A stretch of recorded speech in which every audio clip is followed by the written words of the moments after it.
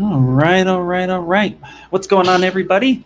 How's everyone doing? My name is Ian Robinson, and I am the Senior Master Trainer for ZBrush here at Maxon. And today we're going to do some really cool, fun stuff today because we're going to be working on the iPad and actually demonstrating some hard surface techniques. Now, what's really cool about this is that if you are using the desktop version of ZBrush. Actually, and I should have prepped this ahead of time. Let me go find it real fast. But there is actually, I did a live stream a couple years ago, which actually showcased how to do hard surface stuff with a lightsaber. And this is kind of the same thing, but with a little bit of a different twist, as obviously we're using the ZBrush for iPad edition. That's why we call it the ZBrush iPad edition. But real quick, let me see. I could share the lightsaber desktop version as well, in case you're wondering if you can follow along with the PC version. So let me see if I can find that real fast. Let me see here. See if I can find it real fast. How is everyone doing? Seeing some people in the name. What's going on, everyone? Hello, hello. Yes, yes, lightsaber stuff. Let me see if I can find it real fast. But anyway, that's what we're going to be doing today. So this is a follow-along series for sure, and in which, of course, you can go back and you can easily, you can easily go back and follow along with this even after the recording is done. Now, let me do some little cleanup here real fast. So I'm going to quickly post some links into the chat.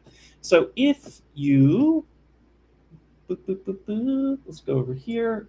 Just so if you're new to everything and a little bit of what we call a little bit of intro stuff here. So obviously we're Maxon, so we provide 3D creative tools for artists around the world to basically get your projects done. So go to maxon.net for more information on that. The links I just shared also include our Getting Started in ZBrush for iPad. Now this is accessible from the app itself. So if you have the app and you don't know how to access this, I will show it to you.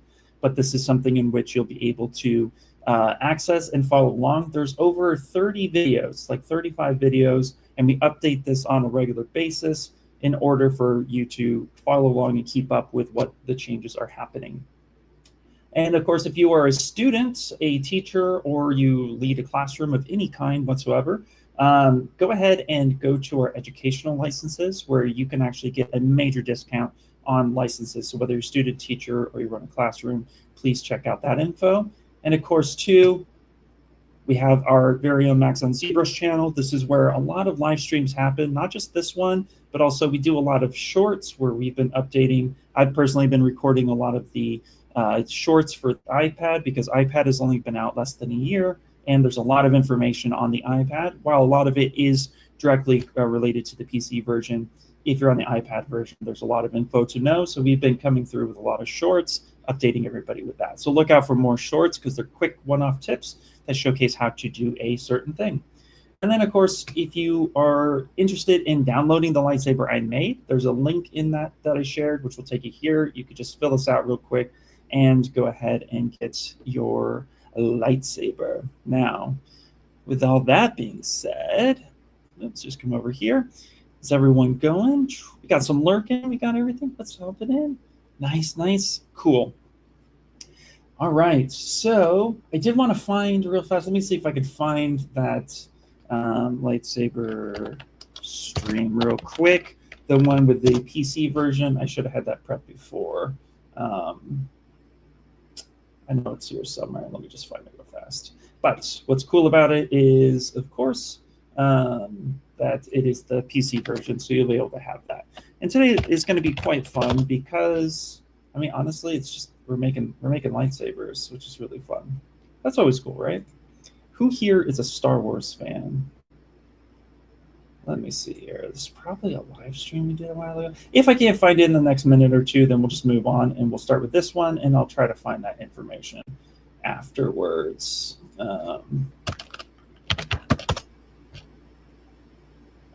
Here we go. Found it. It's a couple years ago. Very, very cool. So I'm going to go ahead and copy this to the chat. So this is the previous one, and I'll show it to you right now. This is where I kind of go through and I make more of a Luke Skywalker style lightsaber. The one we're making today is actually just kind of my own idea from my favorite lightsabers, but you can see here, we're coming through and we're ending up making from scratch using very similar techniques. So that's what we're going to be focusing on today. All right, cool. So we're going to actually come over here. Let's switch over here. Boom, boom. There we go. I'm certainly a Star Wars fan. Absolutely. On the behalf of Dutch people. Are you coming to IBC again this year? Says Mr. Peter. Yes, I will be at IBC this year, as currently planned. Yes, yes, yes. Hey, what's up, Mike? How you doing? Very cool. All right, so I'm going to go ahead and get started. And of course, this while we're basically going over everything, you can ask questions as I'm going through it all because I can see the chat. But just know that, yeah, don't be afraid to ask a question. But we're going to try to stay on target. Normally, my streams more focus on Q&A time, but today we're going to be very specific with what we're doing. R2-D2 lightsaber and a little bit, kind of a little bit of influence. So first and foremost, welcome to the ZBrush for iPad. If you've never seen this before, this is the new UI. And of course, this is, this looks a lot different than what you might notice. When you see me moving around, you're going to see 2, sometimes 3 blue dots. What this will indicate is just where my fingers are. If you see a white dot at any point in time, that white dot is indicating that I'm using the Apple Pencil. Just out of interest, how long roughly is the session? This will, until we're done. So sometimes about, I'd say like 2 hours-ish. I don't have the mood to work today. How can I make mood to work? No worries. I feel you, dude. Sometimes I'm with you on that one. So just sometimes we gotta just zoom into what we love. So real fast, let's go back to the beginning here. So this is kind of what we're going to be creating. We'll be creating something a little bit more fresh. Of course, getting reference is always key. So an easy way to get reference is actually to just open up your web browser here. And then, of course, you can type in, we could just say lightsabers. Boom, right? Pretty simple stuff. And then you can go, don't worry about that. Go to images. And we can always pull from things that we like at any point in time. If you want to look at both with ZBrush and ZBrush and your reference, you can come up here to ZBrush and click those 3 little dots. And you can do what's called a split view. And then you can go ahead and pick the thing that you want to split view. And you can even adjust this. So you can come in and look at your reference while you're working inside of ZBrush, which is kind of cool and easy way to do it. So you can see I have a ton of projects here and so forth. Just before we get started, note that we have announced the ZBrush Summit. It's going to be a virtual ZBrush Summit this year. We're celebrating 25 years, so November 7th through the 9th. So keep an eye out for that. As well as on Friday of this week, we have a special guest with Henry Shabenka, who's going to be demonstrating even more crazy, fun hard surface techniques using ZBrush. Okay, so now here, this is if you want to keep a reference. We're gonna wing it today. We're just gonna close that down. And of course, we're just gonna come up here to new sculpt, and we're gonna start with a mesh primitive. So let's start with a DynaMesh sphere. It's one of the most popular ways to start. So this is exactly how I like to do that. Now, perspective is usually turned on by default. This is just my own personal preference. It's up to you, but it makes life easier if you are working in hard surface to turn off perspective. This way you can make really nice, clean selections on straight edge loops, and you can make sure that all your loops are straight in the way you would like them to be. I rarely work in hard surface and perspective, but that is a personal preference to me. Also, too, I'm going to see something real fast. We might turn on a little bit of music while we do this. Oh, there's this thing called night driving. I don't know if you guys will be able to hear it, but we'll see if that kicks on. Okay. We'll see if the music happens. All right, and we're just going to go ahead and turn off the floor grid, which is here on the left-hand side. Now, symmetry, we can leave symmetry turned on if we need to. Like I said, if you're new to ZBrush for iPad, then one of the things you can do is come up here to the top right-hand side and click that little question mark, and then you can go to tutorials, and that will open up your tutorials and get you to that page that I linked you to originally. So that does exist for you. And Basic navigation, real quick, is just 2 fingers pinch in and out, zoom in. And you can also rotate if you would like. You can also do the traditional press and hold Alt and click the pen to pan around and let go to zoom in and out, very similar to the desktop version. Also, this may not be super intuitive, so I do want to cover this, which is the actual wheel modifier. And with the wheel modifier, there's a couple of little tricks with it that is, oh, music is too loud. Ooh, okay, let me turn that down. Good to know. Here, let's do that. There we go. Thank you for that feedback. There we go. We can always turn it off too. I just like having something in my ear.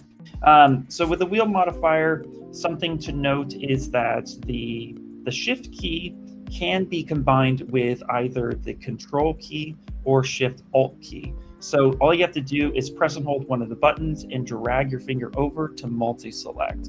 And then to let go, we'll just deselect. If you press and hold alt and go to shift, or press and hold alt and go to control, that's how you multi-select.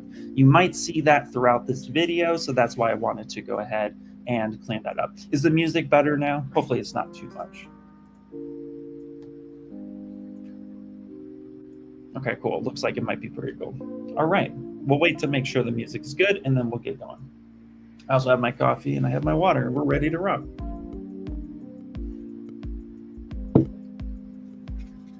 Music is good. Awesome. Okay, so first things first is obviously we turned off perspective, we turned off the floor, and we do have our global symmetry turned on. Something to note is that the main, oh my gosh, 1 second, there we go. Okay, something to note, my screen stopped sharing, 1 second. This is 1 second. Yes, this will be available after the recording, so 1 second here. Screen share, entire screen. What happened? Ooh, my screen just stopped sharing, so give me 1 second. This is a little bizarre. How bizarre. Do, do, do, do, do, do. Screen share. Okay, entire screen, share that, it's fine. There we go. Okay, great, perfect. Sometimes my screensaver turns on and then disconnects everything. Okay, so we have our brushes here on the left-hand side, and the main brushes we're going to be using today, if we click the Z or we scroll all the way down to the bottom of all, so if we come here and click all, scroll all the way down to the bottom, we will be using our ZModeler brush. This is the main brush that we're going to be really utilizing today. And Kate, yes, I think I might have answered this, but yes, this will be available after the session, and it will be up on the Maxon training team, and it should be up on the ZBrush Live, or the ZBrush channel as well. Great question. And which iPad model am I using? So I am using the 1 terabyte M4 iPad. I just went all out and got that one because it was just a little bit easier, knowing that I'm going to be doing a lot of ZBrushing. But any iPad with the A12 chip and up, so basically if you've got your iPad around, I want to say 2020 and up, you should be good to utilize ZBrush. There is a completely free version of ZBrush for iPad available today, and it's free for as long as I can tell you. It's going to be free forever. So with that being said, you'll be able to download and try it, so you don't have to subscribe right away. But the I think ZModeler is included in the subscription though.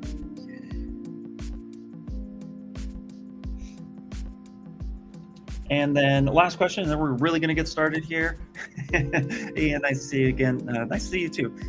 Do you think Brush for iPad is usable for working pipelines and complex models? Absolutely. Yes, 100% I can answer this question. In fact, before we really get started with this, what I can tell you is that if you were to come into the main menu here and open up, go to New Sculpt, go to Pro Projects, you can see a couple Pro projects that ships with ZBrush. And one of them that I really like is called the Z-Ride. And this was made by Henry Javenka, which he'll be demonstrating more techniques this coming Friday.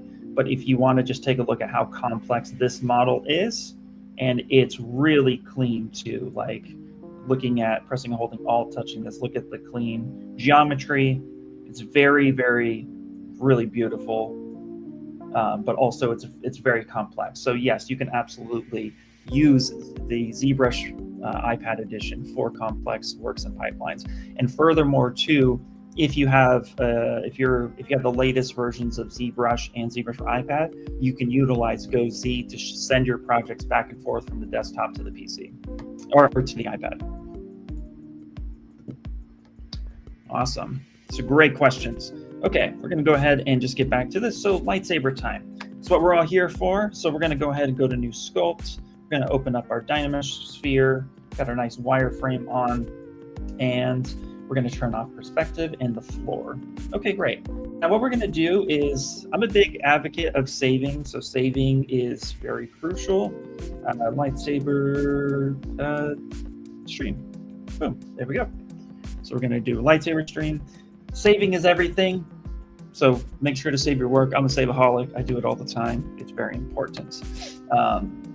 And what we want to do is we're going to hide this first version, and we're going to go ahead and come to, so we're opening up our subtools, coming to the plus icon here at the top.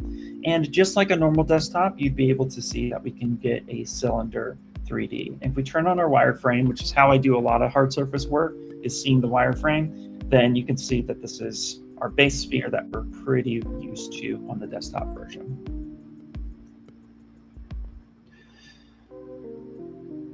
Any ideas if ZBrush will get a customized hotkey? I can't speak on the development publicly, but all ideas are welcome, of course. But I mean, I can't tell you. I can't tell you. Short answer is I can't really tell you. What are the limitations for iPad compared to the desktop version? So a lot of the limitations would be the more powerful the PC, in fact, we'll load that question. The more powerful the PC, the more vertices you can have, and the more dense your model can be. Just like anything, so iPad's kind of the same way. The more powerful the iPad, the more complex models you can have. So in this case, it's like some of the limitations are not all the features are crossed over completely, and then two, the other aspect is ZBrush for iPad is, it has a few other different features that the desktop version has, and vice versa. One of them being surface noise. You can take a picture of the iPad because you have a dedicated camera. You can't quite do that on PC. So there are going to be some differences between the two. Overall, the way to really answer this question is, it's not so much what are the major differences or limitations, it's more about like the reasons why you'd want to take a model mobile, and it supports the latest version on desktop and PC on iPad. So meaning you can send models to and fro. So really, it's like this opens up a mobility thing. So really, the limitations, I guess, to answer your question in a very training, long-winded answer, is just hardware. Hardware is your main limitations, and then some feature sets. That's pretty much going to be it. Not too much though. Okay. So let's do this. I'm going to pause some questions. Great questions. I'm going to pause some of these questions, and let's get into a good chunk of this, and then we're going to do some more questions. So first thing we have here is, of course, we have our nice little handle. If I'm going to long press this and go to rename, and then we're going to call this just a basic handle. And so one of the tips that I like to do when it comes to hard surface anything is, of course, coming into our tool palette. So click this top little palette button here, go into tool. And this also works on desktop as well, is you go to geometry and you scrub down until you see edge loop. And then we scroll down until we see delete loops. Delete loops deletes all the unnecessary loops that you don't need, but that are not necessarily supporting the model. Meaning here, the only edge loops that remained, if I two-finger undo, the only edge loops that were deleted were ones that didn't actually make up the shape of the model. If I three-finger redo, hitting delete loops just deletes those unnecessary edge loops. And the reason why we want to do that is because we're going to have some really cool features here that we're going to be utilizing. One of them is just combining our Gizmo and ZModeler. So if I press and hold Control and I go to mask off this top part, and if you didn't know, notice that on the wheel that I'm no longer pressing Control. If I press and hold Control and I start to drag and I let go, that allows and frees up my hand for masking. If I press and hold the space bar, I can now move that mask selection. And so I can either mask the bottom or I can mask the top. I can also press and hold Alt and inverse that mask. meaning that now only the bottom portion is masked, and I can freely move the top portion. So whatever was within the white box actually did not get masked off. So that's something to kind of make note of. And we're going to be doing that a lot. So, and the reason why is because if we zoom out, we can actually kind of extend this forward a little bit. Press and hold Control to clear and drag to clear our mask. And then we can, you know, we can also just rescale this and restretch this as needed. So whichever works for you, but this way just gives you some options. And so we want to do this function. Now, the other reason why we'd want to mask off an area is that we can also do what's called the control duplicate trick. And that control duplicate trick is when you press and hold Control on a dual-sided, basically on a watertight mesh. This doesn't work with single-sided geometry. So this works with watertight meshes or dual-sided geometry. And you can press and hold Control, and you can basically duplicate an edge loop. So you might have seen this trick once before. If you press and hold Control and use the arrow, or use one of the white areas here, one of the white arrows or the colored arrows, you can actually duplicate that model just by pressing and holding Control and dragging. So, and we'll be doing that a lot too, but you also can do that with edge loops, which is very fun. And this is a really simple but very effective trick to use when you're actually using when you're doing any type of hard surface stuff, especially if you're just modeling from scratch. So we're just going to do a basic block out, just like you would any character. Hard surface is very much the same thing, so we just want to block a few things out here. So one of the things that we're going to block out, and let's just switch that over. There we go. What we're going to do for the block out here is I just kind of want to have a nice little stem. Again, if we look at some lightsabers examples, you know, they all have different shapes. I'm a big fan of Luke's original saber, or from the one from Return of the Jedi. So that's one I kind of like to kind of copy and mimic when I make designs. So I'm going to press and hold Control to duplicate. And then I'm just going to go ahead and kind of piece this wherever I want. And what's fun about this is you're just kind of like getting a sense of what the saber is going to look like. So we're just going to duplicate and have this mesh here. Now, one of the things that I really am going to preach before we go too far with anything hard surface is that we are going to want to use polygroups to our advantage. And a polygroup, if we open up our tool menu and come down to polygroups, a polygroup is basically the color that you see. Think of them as an ID selection set. And so here, because I have something that is masked, I usually come down and then I pick a group mask with a group mask, then clear mask. So what this will do is anything that is masked, if I click this button, it will give it a new polygroup and then it will clear that mask. And you can actually create a hotkey shortcut, which I have over here, which is under the custom menus. So by pressing holding spacebar, you get custom menus available to you. And you can see I have that set up right here. And if you don't know how to do a custom menu, it's really simple. Come up to the top right-hand side where it says customization and click that button, and then go to quick menu at the top. And then you can scrub through, and you can see here that we allow up to 5 different custom menus. And all you need to do is go to where that area is. So the geometry, we're going to scrub down until we see our masking. Oh, sorry. No, we're going to go to polygroups. Lied. So you go to polygroups, then we're going to go to where we see the group masked clear mask. Go ahead and long press that, and then you can drag that into your custom menu. And then if you want to get rid of anything, just press and hold that and hit the delete. But let's pretend we added it right here. There it is. Press done, and then press the space bar, and then go to that custom menu that you have. And that's how you would do that. So here, we're just going to quickly press and hold Control Shift, and we're going to isolate, press and hold Control, and tap, which will give us a mask, and then Control Shift. So again, press and hold Control, drag into Shift to bring things back. And if you press and hold Control and you tap one time, it flips that mask. Now, I know I might be going a little fast, but again, this will be on replay, so you guys can come back at any point in time. You can also, with the gizmos turned on at no mask, you can just Control tap any one of the subtools that you would like, polygroups, and that will select that version of it. So here I just control tap this one, reset this to center, and then I can go ahead and move this position. I can also unlock and reset this so it makes sense, and then control drag again to make a new selection. So here we're just coming through and giving us some base shapes. Nothing too crazy. Awesome, I'm gonna check some questions now.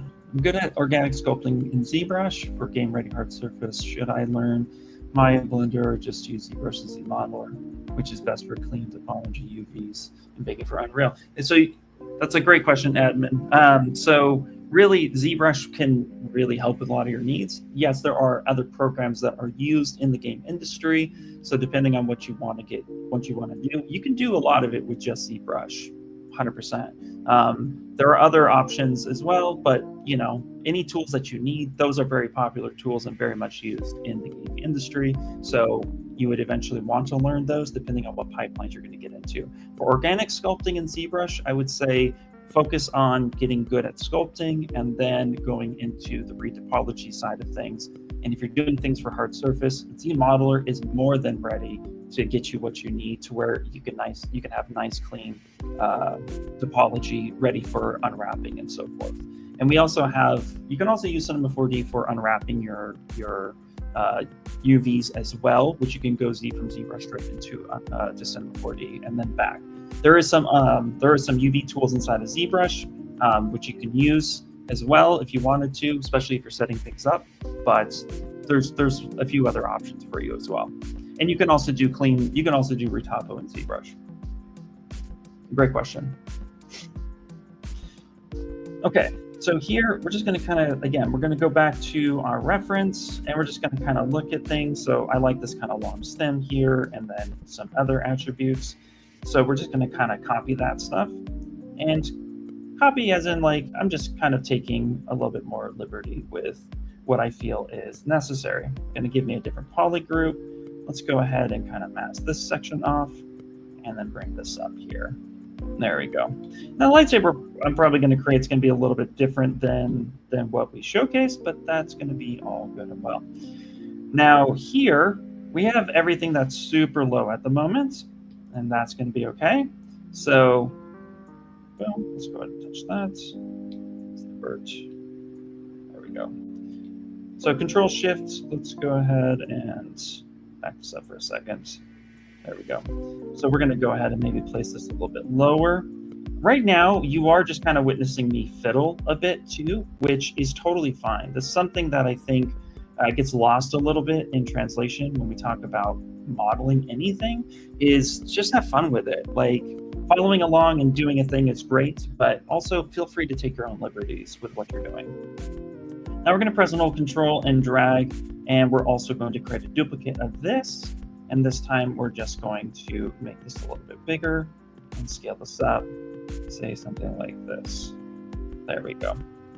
And if we want, let's clear that mask, and then let's go ahead and select this top portion, press and hold Alt, and just bring that through the rest of the way. And if we see any type of like, oops, I selected too much of one thing or whatnot, you can just Control tap that back. I accidentally selected a different poly group. So you should have something kind of like this at this point. And again, we're just kind of exploring shapes at this moment, just so we kind of see what's happening. Now, one of the things that we're going to want to do is also feeling free to break things apart when we want to. So if we press and hold Control and drag to Shift, or press and hold Shift and drag to Control, either way works. We're going to go ahead and isolate the handle part, and we're going to go to a split hidden. So instead of just going to Tool all the time and finding your stuff, we do have a dedicated Subtool folder. So if we click our dedicated folder here, we can actually go to Split and say Split Hidden. And now we actually have a different section here. And we can do this for a lot of stuff. If we hit Auto Groups and we get different groups, we can actually break a few of these sections off and say Split Hidden. So this way, we're not just confined to one subtool. It's very important to know, when you want to break something apart, just to keep things a little bit cleaner. Any questions so far? Oh, okay. Well, we can turn the music off. Is it really still that loud? It's more for my own thing, but don't worry about it. There you go. Solved, Sean. Comic Legends. Hi, happy 25th anniversary, ZBrush. Will there be any anniversary shirts available for purchase? I am not sure about that at the moment, Comics, but there will be more information as we get through. Awesome. Okay, great. So now let's finish blocking this thing out the rest of the way. Right now, proportions is important, and proportions are a little small, so we can make those adjustments. Again, this is more kind of nitpicky stuff, and we're just going to kind of play with this a little bit. So if I Alt tap, now that I have different subtools that I've created, if I press and hold Alt and I tap on the different subtools, it's going to select that subtool. And that's a quick way to go to basically kick through what section you want to work on. And in this case, I'm just going to press and hold Alt for this middle one, and I'm just going to scale this down a little bit and kind of stretch this, because there's going to be more elements to this added later. Music wasn't loud at all. Okay, no worries. We can keep it off for now. I appreciate it. Thank you. And so here we're just going to go ahead and kind of make that small adjustment. Now, just like the human body, proportions, they all measure to themselves. So adjusting things too much in the early stage is not really going to be beneficial for you, because everything kind of measures off itself. Things start looking really nice once you actually start getting all of the elements in place. So if you're at this stage and you're asking yourself, okay, why is he fiddling around with little bits here and there, or is there another reason why he's just adjusting? Just know that it's really just more about an eyeball approach at this moment. If you have an actual blueprint, I come from aerospace, is how I first got into 3D. So if you have an actual blueprint, then it makes your life a whole lot easier, because then you're just literally following a blueprint. In this case, we're more exploring at an artistic level to find the shapes that we need. So either way, it's all about what we're just trying to achieve. So here, we're just kind of throwing these things up. Now, like I mentioned, we're kind of copying a little bit of what we see here in loops, but also there are some other things that I added in the one that I first showcased. So just kind of finding the elements that you really like is very important. In this case here, I do like a little bit of another handle, or like a hilt. I think that's what it's called. No, it's not called a hilt. Anyway, a pommel, that's what it's called. A pommel at the bottom of it. So here what I'm going to do is I'm actually going to just press and hold the subtool I want to duplicate, and I'm going to duplicate this one, and I'm just going to click the actual gizmo and just drag this down. Say something about here. Let's zoom in, two-finger pinch to zoom in. And I don't need both of these, right? So I can turn off the gizmo, press and hold Shift and Control, and just select the section. Now see, I had the select lasso here, so I'm just going to move that down to this bottom one, and then I'm going to press and hold Control Shift and drag that to switch, and then we are just going to go to Delete Hidden, and that is located under Tool, Geometry, go down to Modify Topology, and Delete Hidden. The same exact steps as if you were on PC. Now, like I mentioned with the custom menu, is I actually have that set to a custom menu, so where I can do that in the future. So say something like this, and now I'm just going to adjust and stretch this and kind of get a shape that I think would look good. Now I'm going to kind of make this floating a bit, and then I'm going to Control mask off this bottom section, press and hold Alt, because what I want to do is just kind of give this a bit of a taper. Clear that mask, and then just kind of readjust to something that I think makes sense. Okay, great. So very bare bones, right? For press and hold Alt, go into this middle stem here. I could literally just drag this whole stem and have it go all the way through, but that seems a little unnecessary. If I hit the solo button down at the bottom, we can see just how long that is. So if I come here, press and hold Control, unzoom, and then just drag that, we can make a duplicate of this. And I will just kind of rescale this and have this fit down here at the bottom. Because again, we are just doing a block out, very similar to what you would do with a character. There we go. And then clear that mask, or even better, just go ahead and go to our group mask, because again, if we have our polygroups on, you can see here now we have 2 different polygroups, and that just makes life a lot easier when needing to select. Okay, now we're going to go ahead and hit save. And so at this point, if you are following along and you're just absolutely just kind of, you know, if this is your first time basically following along or doing anything hard surface, just know that this is like very standard workflow. This is something that's really easy to just kind of get into. So just treat it like a character and everything just tends to work a whole lot better. Now we're going to need a switch, something that indicates the front of it. So notice right here where my finger is at, there's this little cam view guy. This little cam view guy tells you what direction you are actually facing when you're looking at your model. And so in this case, it's like we want to make sure that the front of our model, Saber, character, whatever, is facing in the same way as the cam view is. It just makes it a lot easier. So when we want to block out the actual switch portion of this, we can just go to Subtools, we go to plus, and we go to a 3D cube. And now we know that the guy is facing us, so we're just going to turn him so he's facing the little side. And we can just come in and we can place this in the front section. Boom, perfect, right? Now, one thing I'm going to call out before we go too much further is take a look at this beautiful geometry in this cube.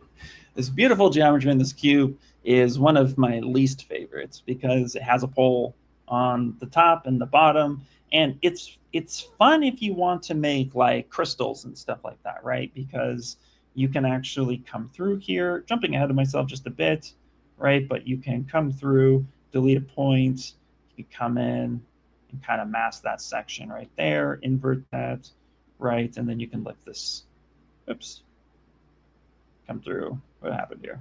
Okay, just come through. Let's just quickly mask that section, Control tap, right? Then you can lift this up, and boom, you're starting to make pyramids and crystals and stuff like that. That's all good and well.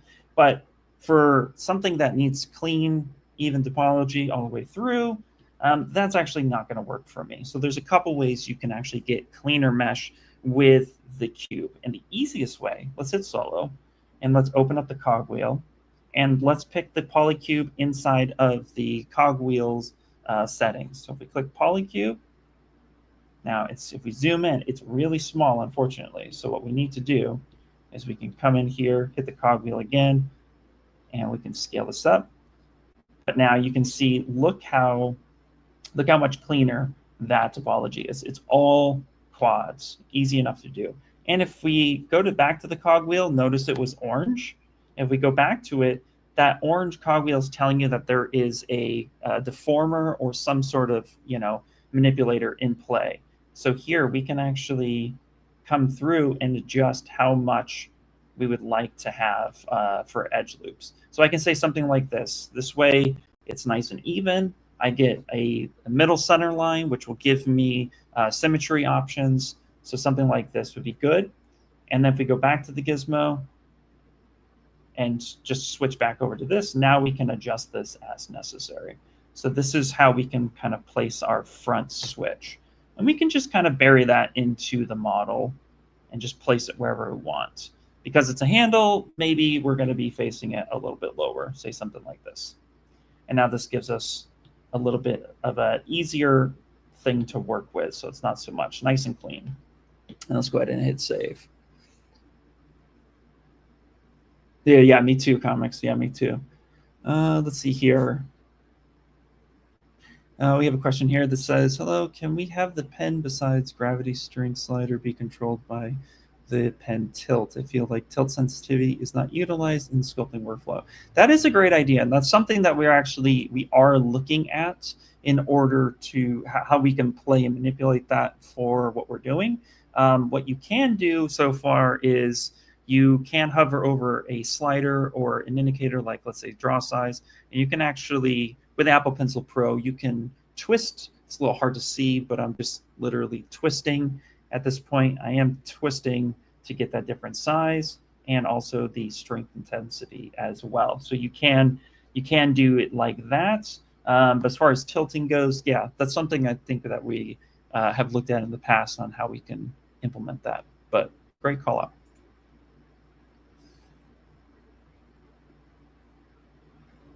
All right, perfect. And so here, we're going to go ahead and leave that there for now. And we're going to start moving on to some actual ZModeler action here. Now, one of the things that I'm going to put right here in the middle is we do have like kind of like this heatsink thing that I added in the one that I built.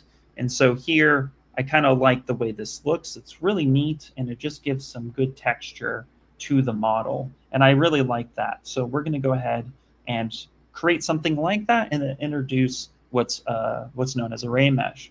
So here, let's go up to our subtools. And again, this is where maybe we should start naming some tools as well. So we can go to rename, and then we can call this switch, right? So we'll just call this the switch. And whatever you need to. At the top here, sometimes I go just as simple as just naming it something ridiculous like top. Because as long as it makes sense to you, that's always what's important. Here, we can rename this and call this the stem. It looks like a stem to me. And then here at the bottom, we'll select it, rename this also, and we can call this Pommel. If I spell things wrong, do not mind me. And yeah, that should be pretty much it for now. Let's go ahead and hit save. Now we're going to make that heatsink portion. So let's go ahead and, again, we can either just completely bring in a new subtool by coming up here to the plus icon and selecting one of these, but I'm a fan of repurposing the things that I know. So here, if I come to the top, and I'm going to go ahead and duplicate this, and let's hit solo down here on the bottom right, zoom in, and we're just going to press and hold Control and Shift. We're going to select this guy, but now we're going to press and hold Alt, which will inverse and hide that object. And then let's just go to our delete hidden, which again, this is located under Tool, Geometry, Modify Topology, and Delete Hidden, but I'm going to be putting it right there. There we go. And what we're going to do is we're just going to end up dragging this down. So let's go to our gizmo down here at the bottom, turn that on, recenter that back to center, and then we can move this. Now this is where we're going to get into our first ZModeler functions.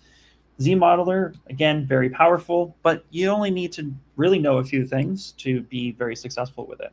So the first thing is when you click ZModeler, what you might notice if you've never opened it before is the menu is actually docked underneath it. So if we pick any other brush, you'll notice that there's no menu there for ZModeler.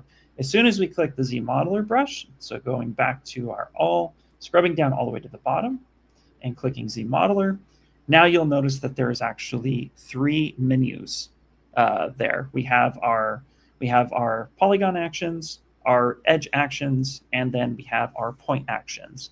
And they are active all when we need them to be. And you can see here that we got a facelift. If you're used to the ZModeler on desktop, you'll notice that it's just a top menu, a middle menu, and a bottom, and sometimes a modifier, right? Well, it's kind of the same thing here, except for now we've color-coded things. So if it has to deal with modeling itself, it's going to be orange. Topology, it's going to be green. Transform will be blue. Selection will be purple. And then other will just kind of be like more white. So at this point, you can quickly visually see a big difference here. And so we can come through and say, okay, well, what we're going to need is go to our edge actions. We're going to go to Insert. And we have, of course, single edge loop automatically defaulted. And what I'm going to do is I'm normally just going to select where I would like this to be. I would come here and drag this up and kind of eyeball this and drag this down and create something that's going to eventually have a bevel to it. But however, there's actually been a change to that. So if I click that edge action and I scroll down to the bottom, you'll notice that there's a snap modifier. And here I can actually adjust a half. So I can go ahead and just start dragging and it will snap to that half point. I can go to a quarter. So then I can start dragging, and every quarter step it will go ahead and snap to that, making that a lot easier. And also too, we can do a custom where you can actually pick up to 10 sections where you would like that to snap. So if you need something a little bit more fine-tuned than even just quarter, you can say, okay, every 8th step here, boom, boom, boom, boom. That way you just get something nice and even all the way throughout, which is really, really helpful. You can still go to your multi-edge actions and then just start dragging in, and that will give you even steps as well, so completely up to you. You can also long press any one of these and actually access your My Presets. So if I were to come up here, let's say I would like to do the multiple edge loops, but I also want to make sure that the polygroup is kept the same, and we'll leave it like that. If I hit the plus icon, I can name this call the stream multi, because I already have one saved, but I can just say save, and now there it is on the top. And so if I long press that menu, stream multi, there it is. And now if I start using it, all of my settings are there.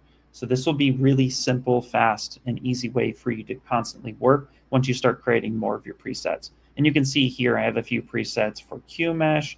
I have a few presets for the move as well. So it makes it really easy to go back and forth.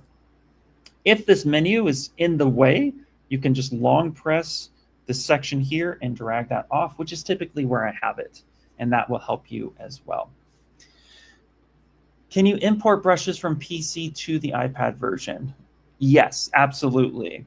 So any brush that you've made that is supported on the desktop, so that's VDM brushes, that's ZModeler brushes, that's sculpture brushes, curve brushes, they can all be brought over from PC to the iPad.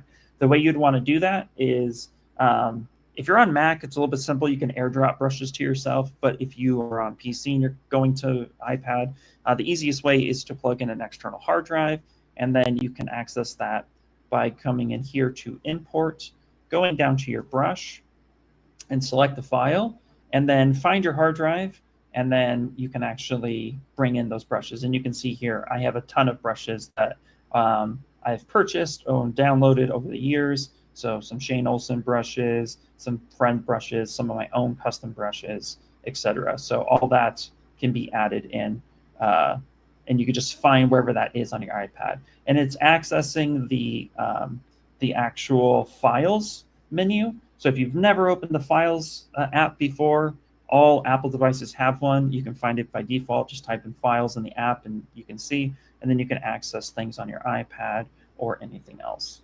And that's where that accesses. And you can also save that stuff too. So you don't just have to import them there, right? What you can do is go to My iPad, go to your ZBrush folder, and you can see here that we have we can see here I actually have some noises that are done. But if you go to ZBrush Files, nope, not that one. If you go to, where is it? No, Z Startup. There we go. Thank you. Z Startup, brush presets. You can see that's where all the brushes are loaded. And so I have SK brushes or brushes. All those brushes were on the PC. I brought them over to the iPad. So that's an easy way. Then they load up automatically. So if you actually see when I come through and open up the menu and I go to all brushes, you can see the Shane Olson brushes. You can see all the custom brushes. If I scrub down far enough, you can see all of like some Pablo Munoz brushes that I downloaded, etc. They all load for you, just like you would on the PC. So there you go.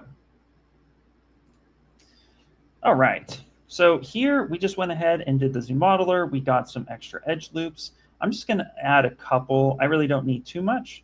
And then I'm going to drag a few more on the top here. Let's hit solo so you can see what's happening. And then what's cool about ZModeler, if you didn't know, is once you've dragged out a certain amount, so if I go ahead and say like, yeah, I had this edge loop, drag this out, up and down will give you more or less of the edge loops. So if I say that's good, I can repeat that action by just tapping one time on the opposite side, and that gives me the exact amount of edge loops on that I put on the top on the bottom, which makes things a lot simpler. Now to get rid of a edge loop, all you need to do is press and hold Alt and delete this one and delete this one. And there you go. We just went ahead and just made the first part of our heat sink. Now this looks a little thick to me, so I'm just going to bring the Gizmo and scale that down a little bit and say something like this. And I'm just going to kind of place this something that makes a little bit more sense. Now there are two ways to duplicate this. I'm going to hit save. There's two ways to duplicate this. So the first way, which is the kind of more archaic, brute forcey way, which I do a lot. This is kind of a thing I do a lot. It's just what I showed you already with the control drag duplicate. I'll just control drag, holding control until I think the spacing is nice. And then the trick is, instead of just doing that once and letting go and being like, oh, okay, there it is, that's the position. Press and hold control, drag it to where you think you like it. And while you're still holding the arrow on the gizmo, let go of control, and then it will evenly space however many that you want. And then this will give you this, and then you can clear that mask, right? Set this in the middle, and then you can readjust this, and you can do whatever you want. However, the problem with this is that it's kind of destructive. And we want a non-destructive workflow. Maybe we actually end up wanting to edit this mesh and affect all other meshes. So the easiest way to do that is Array Mesh. So if we open up our tool menu and we go to Array Mesh, here we can actually turn on our Array Mesh. We want to click the transpose button because what this is going to do is it's going to use the gizmo as the driver for the effects that we're going on. And then we also want to lock the position because we like to keep things right now in the center. We're just kind of just offset all of this in the single direction. So here with the Array Mesh turned on, now however we affect it, it's going to do what we ask it. So here if we go to the repeat function, notice by default it's set to 2. That's just an easy way to see when you start moving things. We can adjust this number whenever, but we set it to 2 because usually you're using Array Mesh to duplicate your object.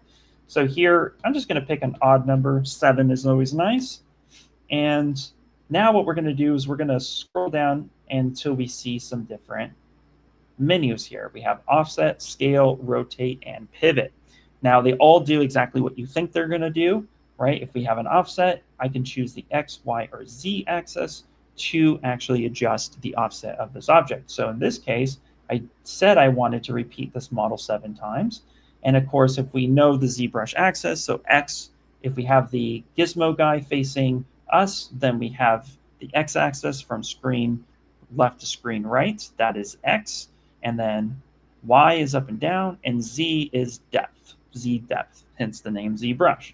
So here, if I choose the y and I just go to offset and I start moving this around, it's now going to adjust the position of this in even spacing as a preview.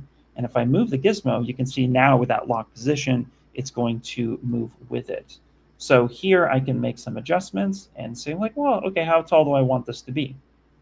Okay, I'm giving it like negative 12.297309. Like that number's arbitrary, but we can just type in, be like, you know, I want an even number. So let me just go negative 12. Boom, done.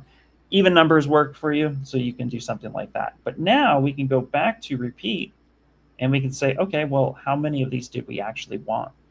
Okay, 12 seems to be a little bit better number. Maybe that's too wide, so let's scale that down a little bit. And then let's go back to Array Mesh, and look, we can adjust further. So say something like this. And now this gives us our kind of first real preview of what Array Mesh can do for you. And what's nice about this is at any point in time, if we just hit solo, if we choose to modify this, maybe when we want to add an edge loop that's extruding out from the side here. So maybe I want to go to my edge loops and I want to affect the actual selection set. So I'm going to go with Polygroup, right? And if I go ahead and click this edge here, that's great. Now let's just go to presets. Actually, let's not go to presets. Let's close that. Let's go to, there we go. I zoomed out accidentally. So let's go to our presets on our faces and actually choose the QMesh all because that's just going to QMesh for me. And I can drag this out and see now everything gets affected. So at some point in time, you can actually really adjust this however you need to. Or maybe we want to push this in a little bit and create some different shapes. Whichever works for you, but this is basically the way to really kind of come in and get some nice adjustments. Or we can just control the fall off a little bit, which all I really did here was I went to edge actions, and then I went to a single insert with just no snapping. We turned off snapping for this. But again, we can keep snapping on if we want, but I'm so used to just kind of eyeballing a couple of supporting edge loops. And the reason why I'm doing this is, you notice what I did on the top here. I added some edge loops just, here right by the actual edge of it. If I were to subdivide this or go to geometry, and let's actually turn on dynamic subdivision, which what this will do is give you a preview of 3 subdivision levels. If I turn this on, notice the bottom really rounds out a lot. But now the top is giving me kind of a nice soft fall off, but still providing an edge. This is actually something that I like to do, and it just helps a little bit keep things a little bit more clean. And just kind of like, I guess, giving you that nice control that you can have. So this is one way. I like doing this. This is more of a habit for me. There is another way you can actually, control edge shape, and that is with crease edges. And the easiest way to do that is to hover over, and like you have your edge here. Let's go to our edge modifier, and then let's choose crease. Was I hovering over it? No, it's down here under topology. Go to crease, and we're going to just go complete edge loop. And now if I click this, and I click this part, and I click here, right, just clicking one time, what that's going to do is now if I subdivide this, so let's go back and turn on dynamic subdiv. Notice that this is nice and sharp, turning off the polygroup, and it's nice and smooth. So those are a couple ways you can do it, but I don't like having just sharp edges on everything. So something to keep in mind is if we go to Tool and turn off Dynamic Subdiv, and then let's go into Crease. So each one of these menus controls a different function. And so because of this here, what we want to do is we have this thing called a crease tolerance and a crease level. Now, at every 45-degree angle, the crease tolerance that's what is going to stay creased. If it goes beyond that, then it's going to soften. Here, we can actually adjust this to say 25 degrees, and then the crease level down here is actually subdivision levels. So I can say, all right, anything past subdivision level 2, when I subdivide, I want you to start taking those creases and giving it a little bit of softness. So if I come to the bottom and I open up my quick menu, which is subdivide, if we zoom in here real quick, we can see. So if we go to divide once, divide twice, it's still really sharp. Divide 3 times, it's starting to give you a nice fall off. And this is also being just driven by the array mesh. And so this also gives really nice reflections because, again, sharp edges don't reflect. So having a nice little rounded edge will give you a nice reflection at the end of the day. Now, I know I just dumped a lot, so let me check on the chat. Let's see here. First question, do you use a keyboard or remote with iPad, ZBrush, or fingies only? Great question. I only use my fingers. When we first were alpha testing ZBrush for iPad, that was one of the things I wanted to do, was make sure that I could actually just sit on my couch, break away from the desktop, and just sculpt. So I do fingers only when I am on the iPad. What's the polygon limit for one subtool on iPad? That's a great question. The way you can find that out, actually, is going up here to the user settings. It varies per iPad. So the stronger the iPad, the better resolution you're going to get from that. And if I remember right, under memory, there we go, your polygon memory limits. So mine is set by default to 89.7. So that's 89.7 million, if I remember right. So yeah, you can get about 90 million per subtool. That's quite high. And so you can adjust that limit though. You can tell yourself, like, I only want 50 million per subtool, but it was set to by default to 89.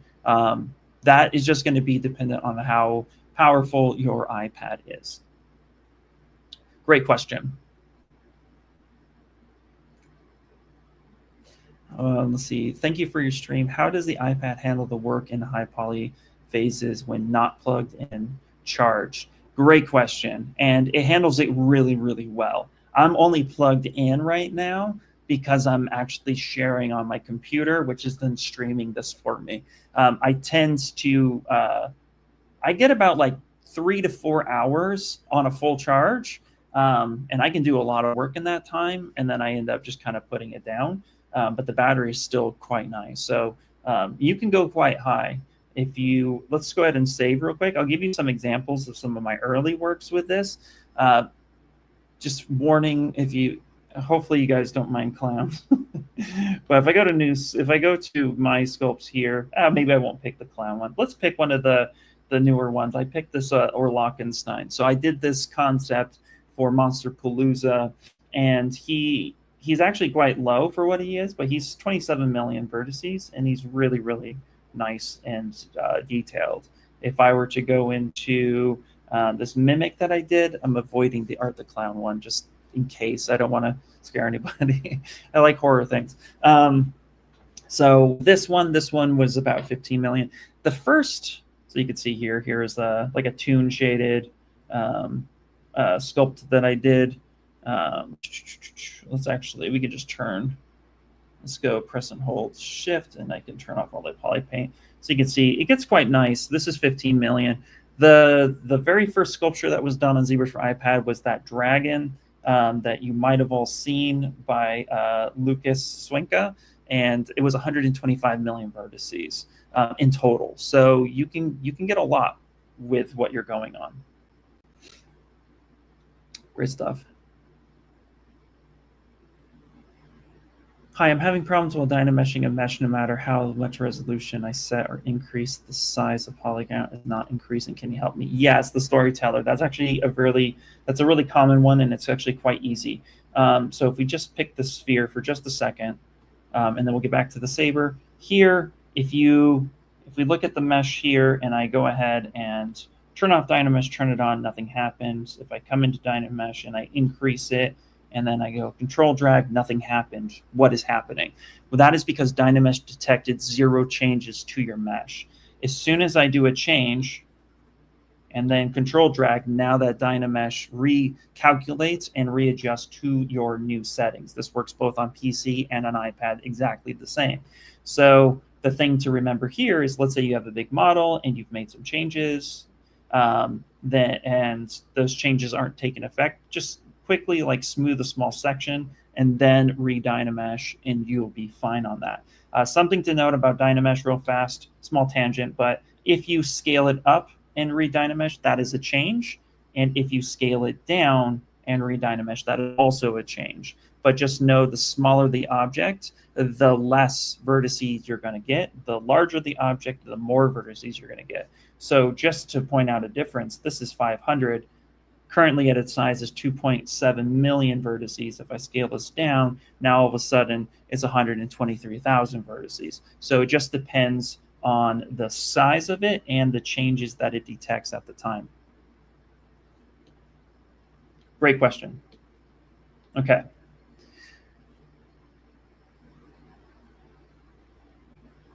Awesome. All right, I'll take one more question, and then we're going to go back to building this lightsaber, because we are finishing this, by the way, on stream, and we're already an hour in.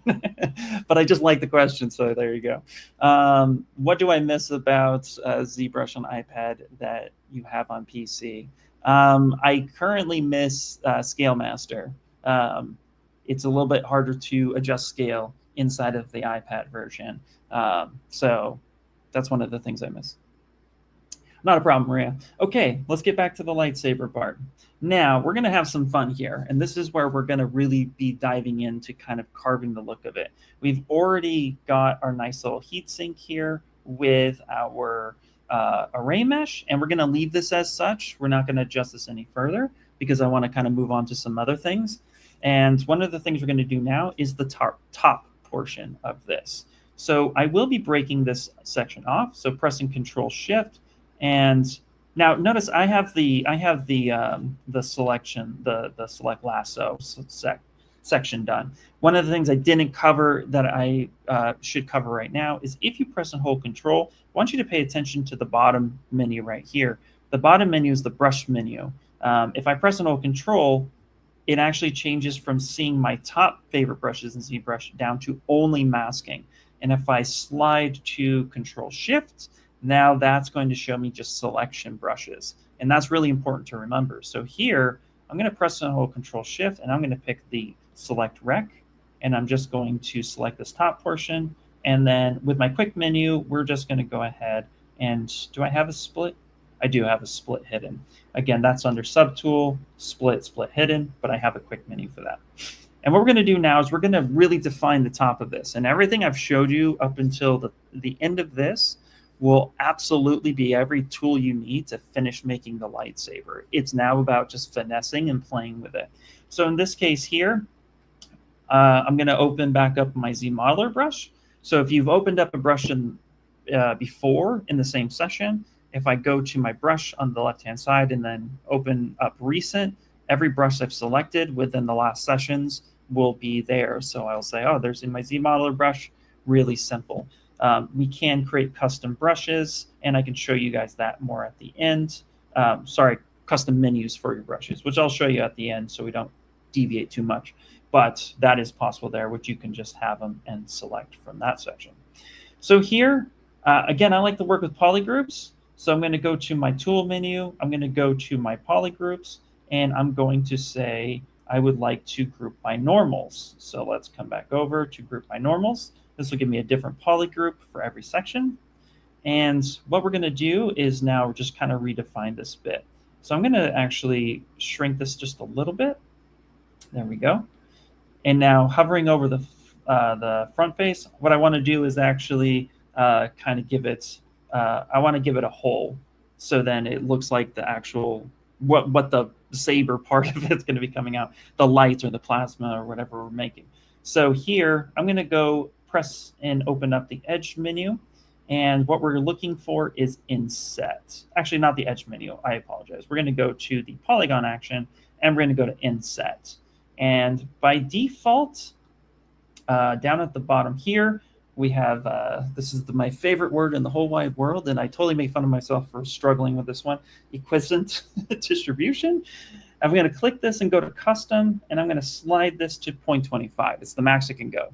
The reason for this is because when this is at 0.03, which is its lowest number, what ends up happening is at some point in time when you use Inset, and let's just hide this menu, when you use Inset and you come through, it actually insets on that one polygroup, right? But if things are really, really tight, and this might be a little hard to mimic here. Yeah, it's not a good example. But what ends up happening at some point is it ends up being it kind of like crunches a little bit, and it doesn't give you good results. So I find that if we adjust that slider to 0.25, then it makes it a lot simpler. And also, too, we want to affect all of the polygons on that polygroup. So we're going to say all polygons. If you scroll, no, sorry, not all polygons. We're going to say polygroup all. There we go. Even I make mistakes. So we're going to say polygroup all because we want to affect all the polygons in that polygroup. So then we can get something that looks like this. And that's how you can adjust that. And let's make this a preset. So we can call this stream inset all. Again, just something that reminds me of what it is. There we go, because I think I might have done that already. There it is.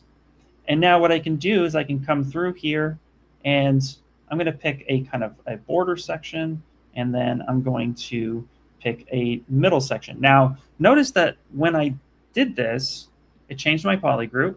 And then when I did this again, it duplicated the polygroup on the outer ring, but on the inner ring, it changed it. Well, I don't want that because I want these to be controllable. I want to control this group separately than this outer group. So what you can do is when you're doing Inset, just tap Alt, and that will change its polygroup. And so now I can say something like this works for me here. Now, if I wanted to press and hold the polygon action and go back to QMesh, I can. And now I'm just extruding this one section. And tapping Alt while I'm dragging it will also change polygroups. So it's a really cool function for that. And so there we go. And now what I'm going to do is we're just going to go ahead and we're going to extrude this up, and we're just going to tap Alt until we get kind of like that blade portion of it, right? Or the part where the blade comes out.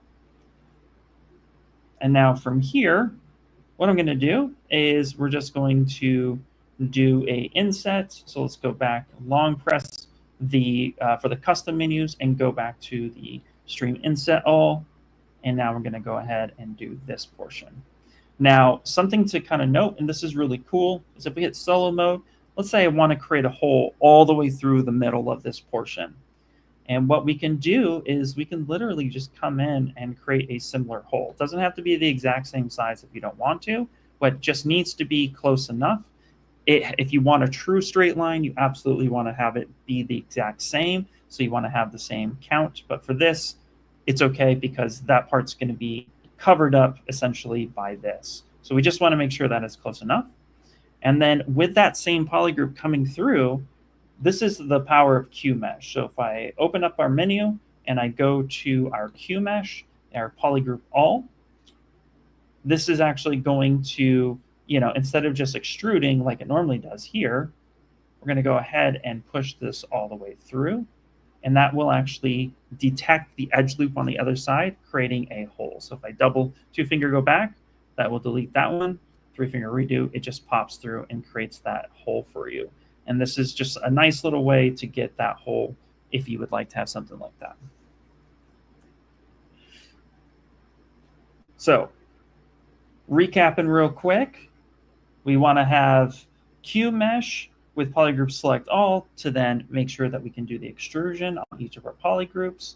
We created a inset with an inset preset as well, which will help you create the different polygroups and different edges. And you'll be able to select those by long pressing any time. And now from here, we're going to want to give it a little bit of shape. This is where I deviated from the original lightsaber that I was referencing. Where is it? When I was looking at the Luke one. Okay. What happened? What happened? There we go. Weird. Anyway, when I was looking at, where are we at? When I was looking at this guy, because then I started noticing other elements of sabers. And one of the things that I noticed was, you kind of get to just do whatever you want. And this is where I kind of challenge you guys as well. If you're watching even after and you're just following along on YouTube, this is something where like you get to kind of play a little bit. And they have different shapes. And this is where I challenge you to don't just strictly follow along, but also create kind of some other elements. Lightsabers are typically, the props are made on like lathes in the early days and then kind of slapped together, little assets here and there, and they're very round, they're very cylindrical. So I like to try to challenge myself and deviate a little bit from that. But I noticed that there are some cool elements that differ from saber to saber, which is great. So when we're playing with this, one of the things that I did on the one that you can download is I used Radial Symmetry and created some custom elements. And so again, the importance of this being truly centered is what we're going to do is let's go ahead and hit save. There we go. And what we're going to do from here is we're going to open up our tool menu. Nope, scratch that. Let's go to our global symmetry. There's a global symmetry button right here. If we turn this on, this is defaulted to x-axis. And if we turn it off, it's just asymmetrical. There we go. If we long press global symmetry and we turn it on, we actually get radial symmetry, X, Y, Z, and a radial count as well that we can really focus on. So you can pick which area you want to affect and which model. So pretty simple stuff. So here I can go ahead, long press this and say radial count of 8. That's totally fine.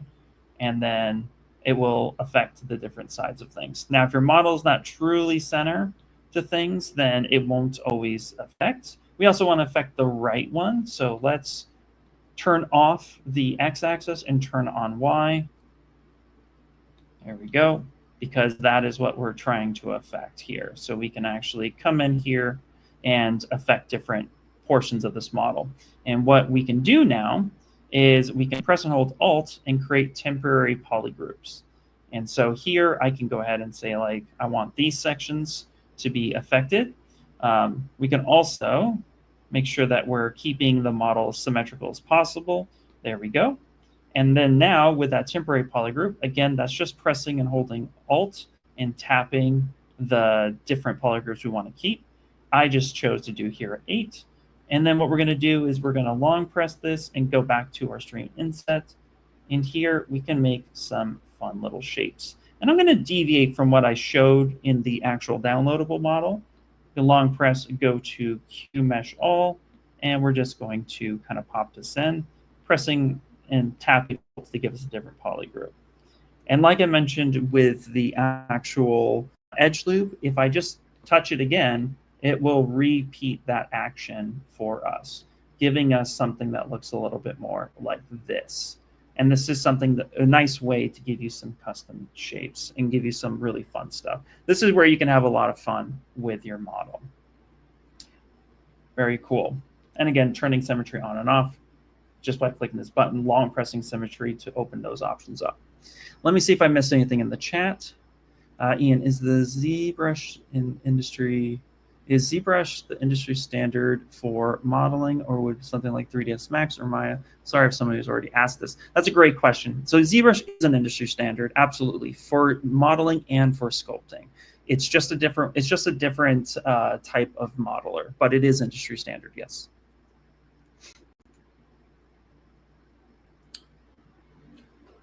Awesome. You did try that too? Okay.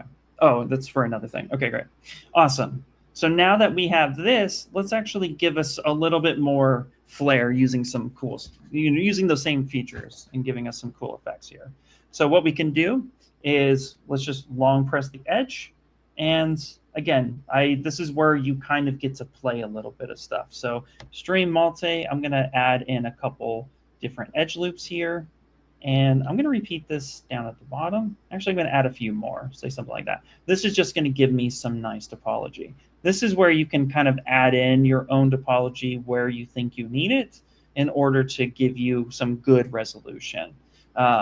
Keeping clean mesh, sometimes that can be fun when we're modeling stuff. But you don't want to add unnecessary edge loops unless you think you need it.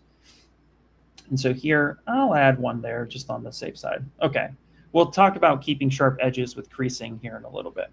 But now what I want to do is I actually want to ultimately add in some, what looks to be like some ventilation holes.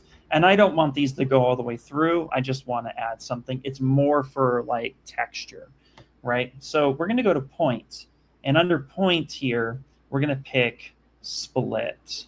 And you can pick a point or a ring. And what split will do is if I hover over a point and I drag, it's going to give me this kind of hole effect. Or it's going to give me it's going to split that point into like a ring, which then I can extrude down. So, and of course, I don't want to repeat that multiple times all the time. So what are we going to do? We're going to go to geometry. So we're going to go to symmetry, turn that on. And then now what we're going to do is we're going to use radial symmetry on the y-axis, and we're just going to go ahead and add a few. And then here, we're just going to QMesh this down, tap Alt to give us a different polygroup, and tap that one more time. And that will just give us some ventilation. So if we look at this as a whole and we turn off the wireframe, it's just giving us a little bit of like that kind of variety. There we go. Now, I'm an advocate of not staying in one place for too long, so we're going to kind of move on. But this is something that you can do and play with. And now let's Alt tap this little section right here. And we're going to go ahead and I'm just going to make this skinnier just because I want this to be a bit thinner. Say something like that. There we go. Now, there's another thing that we can do is figuring out the bottom portion of this. If we look at some of the other Sabers, and go back to the original one that we were looking at, which is Luke's, it's one of my favorites. Where is it? Boom. You can see here, there's this like stepping effect. This is actually really simple and easy to achieve, where it goes from one section to another to another. And so we can kind of get something very similar to that really quickly by going back to this top piece just for a second and coming in here. And now let's go to our edge loop and let's go to our polygroup. And you can see we're using very similar tools. And now I'm going to go ahead, let's turn symmetry off for a second. Let's just go ahead and pick a new polygroup. So click that edge. Should be fine, something like this. And then with QMesh already selected, we can drag this down. and we can drag this down again. Now, what's cool about this little thing that I'm showing is that, see, I dragged this down originally just a little bit like that, and then I was like, oh, I want that to be further. Instead of just dragging and creating a new edge loop, one of the things you can do is while you're dragging, you can just go ahead and press and hold Shift, and that will extend that selection. So you can make that a little bit longer. If I press and hold Control, it'll actually break off that piece and give me something different. So if I press and hold Control, start dragging, press and hold Control, it'll actually break off a section. That's not what we want though. For this, we just wanted to start dragging this out, press and hold Shift, and then drag that down. And so that will just give us a little bit more of that step. And then we can come in here and we can adjust this guy to make a little bit more sense and have that part be detached. Say something like this. There we go. There you go. And let's go ahead and hit save. And so now we can start seeing that things feel a little like bottom heavy immediately because our proportions are a little bit off on everything. So we're going to want to adjust this a bit. Again, this is why blockout is important, because you just kind of get an idea and then you start refining. So here the top looks a little small and this whole portion looks small. So if we press and hold Alt and tap this, we can pick the handle, and let's turn on the gizmo. And then let's unlock the gizmo and recenter this and relock the position. Now, this isn't really hard surfacey, this is just ZBrushy, where we can select multiple subtools at the same time and manipulate them as needed. So here what I can do is I can press this this little pizza box here, which is actually called Transpose All Selected Subtools, which is just a mouthful. So we nicknamed it the pizza box. And if you press Control and Shift by clicking Shift and dragging to Control, you can actually come through and select the objects you want to manipulate. And then what we can do is we can literally just kind of rescale this and move it however we see fit. And if you don't like something that's been selected, right, you can actually just press and hold Control, Shift, and retap that, and that will actually then deselect that. You get this kind of anti-aliasing effect happening. And again, we can rescale this and reposition this as needed, giving us something that's a little bit better. And I actually like that a little bit more. There you go. And let's go ahead and hit save.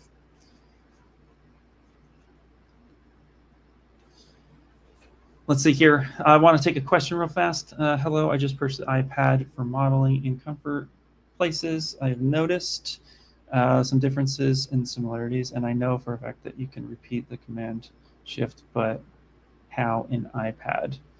You mean the shift S, the command shift S, but how in iPad? So the spotlight stamp by pressing shift S was actually not defaulted in iPad. Because 2.5D has not been fully implemented, but there are times in which it happens on accident. And so to clear that, or Control N, just go up to your user settings, go to Canvas, and then go ahead and say clear, and that will clear that. It does happen sometimes when it happens. If you do have a keyboard connected, we do support keyboard on iPad. So if you have a Bluetooth keyboard somewhere, you can actually use that, and then that I haven't tried Shift S on it, but you can give it a shot and see if that works. Okay. Hey, ATD films, yeah. Oh, I tried to break it down as simple as possible so everybody can get it. I know sometimes I jump around a little much. That's just my crazy brain and how I think. So hopefully that's not too jarring, but you know, I try to make it as seamless as possible. So moving on, great questions, by the way. One of the things that we want to talk about, of course, is that more radial symmetry.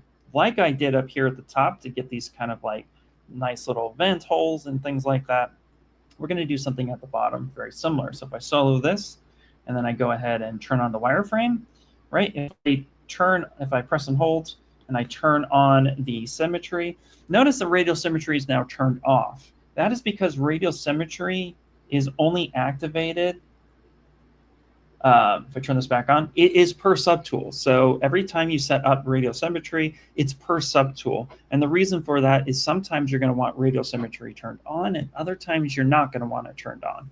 And so it's important to know that if you turned on radial symmetry on one subtool, and then you're like, oh yeah, you expect it to be on here, just know that it is not going to be on by default. You'll just want to reset that up because it is per subtool. And so because of that, we're going to hit solo mode here. And again, with radial symmetry turned on, if I press and hold Alt and I tap, I'm going to get my selected or my temporary selection sets here. Now for something like this, what I'm going to do is, let's keep this on for a second. I'm going to, oops, what we want to do is, I'm kind of, at this point, what I'm needing to do is, I want to get like kind of that handle portion built that I showed on the first one. And I like a little bit of that texture on it. Now, here's the thing to remember is that at the moment, the way things are rotated, when I select the temporary selection sets, I'm selecting 8, and that's not keeping things truly center. So if you ever need things to be truly center, you can actually just go ahead and start rotating and press and hold Shift, and that will snap every 15 degrees.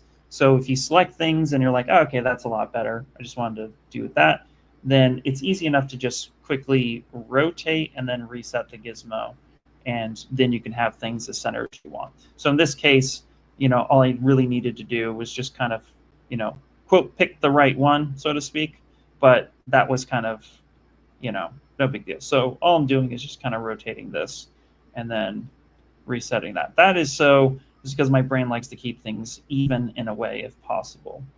So I'm just gonna, oops, go back there. Let's control, there you go. Unlock, reset, and hit that position. There you go. This way it keeps it as down the middle as possible. Or just select the right ones, which is something that I don't do. Okay, now that trick I just showed you, right, with the QMesh, right, I can press and hold Control, and I can break this section off. And the reason why I want to do that is because I'm going to want some of these portions to be a little bit different, and I'm going to want to have some features like NanoMesh that's purposely only on this one subtool. So I'm going to just go ahead and, as I QMesh, pressing, holding Control, which will break that off. Do not worry about how far you extend that. Just know that it is removed. And then press Control, drag your finger to Shift, and then you can touch the polygroup that you need. So we're just going to go ahead and select this guy. Control Shift, drag to invert that. Go to our subtools and say Split Hidden. There we go. And now if we Alt tap, we'll get this guy here. Now this is single-sided geometry, and we're going to want to give it some thickness. And the easiest way to do that, this might seem a little bit backwards, but this is also a way to help troubleshoot flipped normals. So I'm going to show you on purpose. But if you QMesh, you don't just have to QMesh in a positive direction. You can actually QMesh in a negative direction. And why would you want to do that? Well, you can see here, I can actually see when I'm QMeshing, yes, the normals are flipped, but how deep am I actually going inside of the previous model? Because I do want these to overlap for the sake of this demonstration. So I can see just how far that is actually being implemented. And so I can say something like that. But now how do I correct the flipped normals part? Like, we flipped them, good job, Ian, no worries. So we're gonna go ahead and go to our tool menu, and we're gonna scrub down to the bottom until we see display properties, and we're gonna hit flipped, and that flips the normals back in the correct direction. This is also on the PC version, and sometimes what will happen is, you know, you may have accidentally turned on double. If you're looking at double-sided geometry, you're trying to see everything, and you're like, oh yeah, that looks good. But you didn't realize those normals were flipped, and you turn double off. Then you can flip the normals, and those are ways to see it. So there are cases in which you use double. In this case, we just wanted to see how deep something was, and then we quickly flip the normals into the right direction. And that will give us something like this. Great, wonderful, yay. And now with radial symmetry turned on, let's go ahead and give us some topology. So I'm just going to go ahead and say, let's go into our multi-stream edge loop, and let's just give it some edge loops. There we go. And if you've been following along with me and you got this far, first off, congratulations, pat yourself on the back. Second off, and I'm being serious about that, it's not, I promise this is not satire. Really, that's awesome, you know, because again, like being able to kind of, you know, play in a more and model in more of a conceptual way really helps us just kind of be more artist. And that's one of the things that I love about this. And so if you got this far, seriously, give yourself a high five. It is worth noting. And save. Save. Save. That's important. Because now we're going to move into the next step, which is NanoMesh. NanoMesh is one of my favorite features. It's super cool. There's a lot of little things with it. And I promise you by the end of this, you'll be like, oh yeah, I'm going to use that. Especially on very repeated cylindrical type objects, NanoMesh is going to be awesome. So what is NanoMesh and how do we use it? Nano. That's for you, Paul. Okay, so NanoMesh is a feature that allows you to use a NanoMesh brush and actually manipulate where the actual geometry of that brush goes. So basically, it's a IMM brush that is converted into a NanoMesh brush. So if we come to our brushes and click I on the menu, we have a ton of IMM brushes. So if I were to press this IMM industry standard, which yes, that is what I used, and I come over and I just select any area and I drag this out, boom, there you go. Defaulted, I'm getting a bolt head or a flat head. There you go. Okay, that's cool. Or a cotter pin.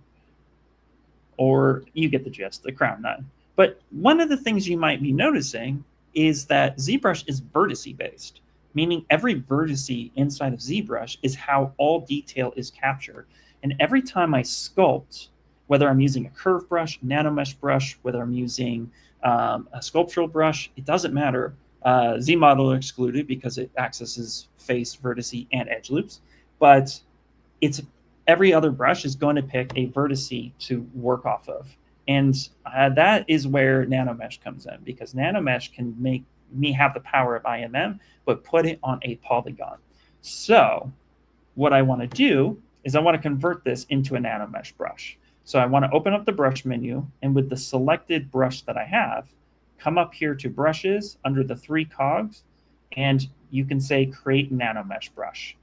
And that will turn this IMM brush into a NanoMesh brush. And that is the most important step in doing that. Now, I did create a YouTube short on NanoMesh brushes, and I will pull that up right now because I want you guys to be able to pull this at any point in time.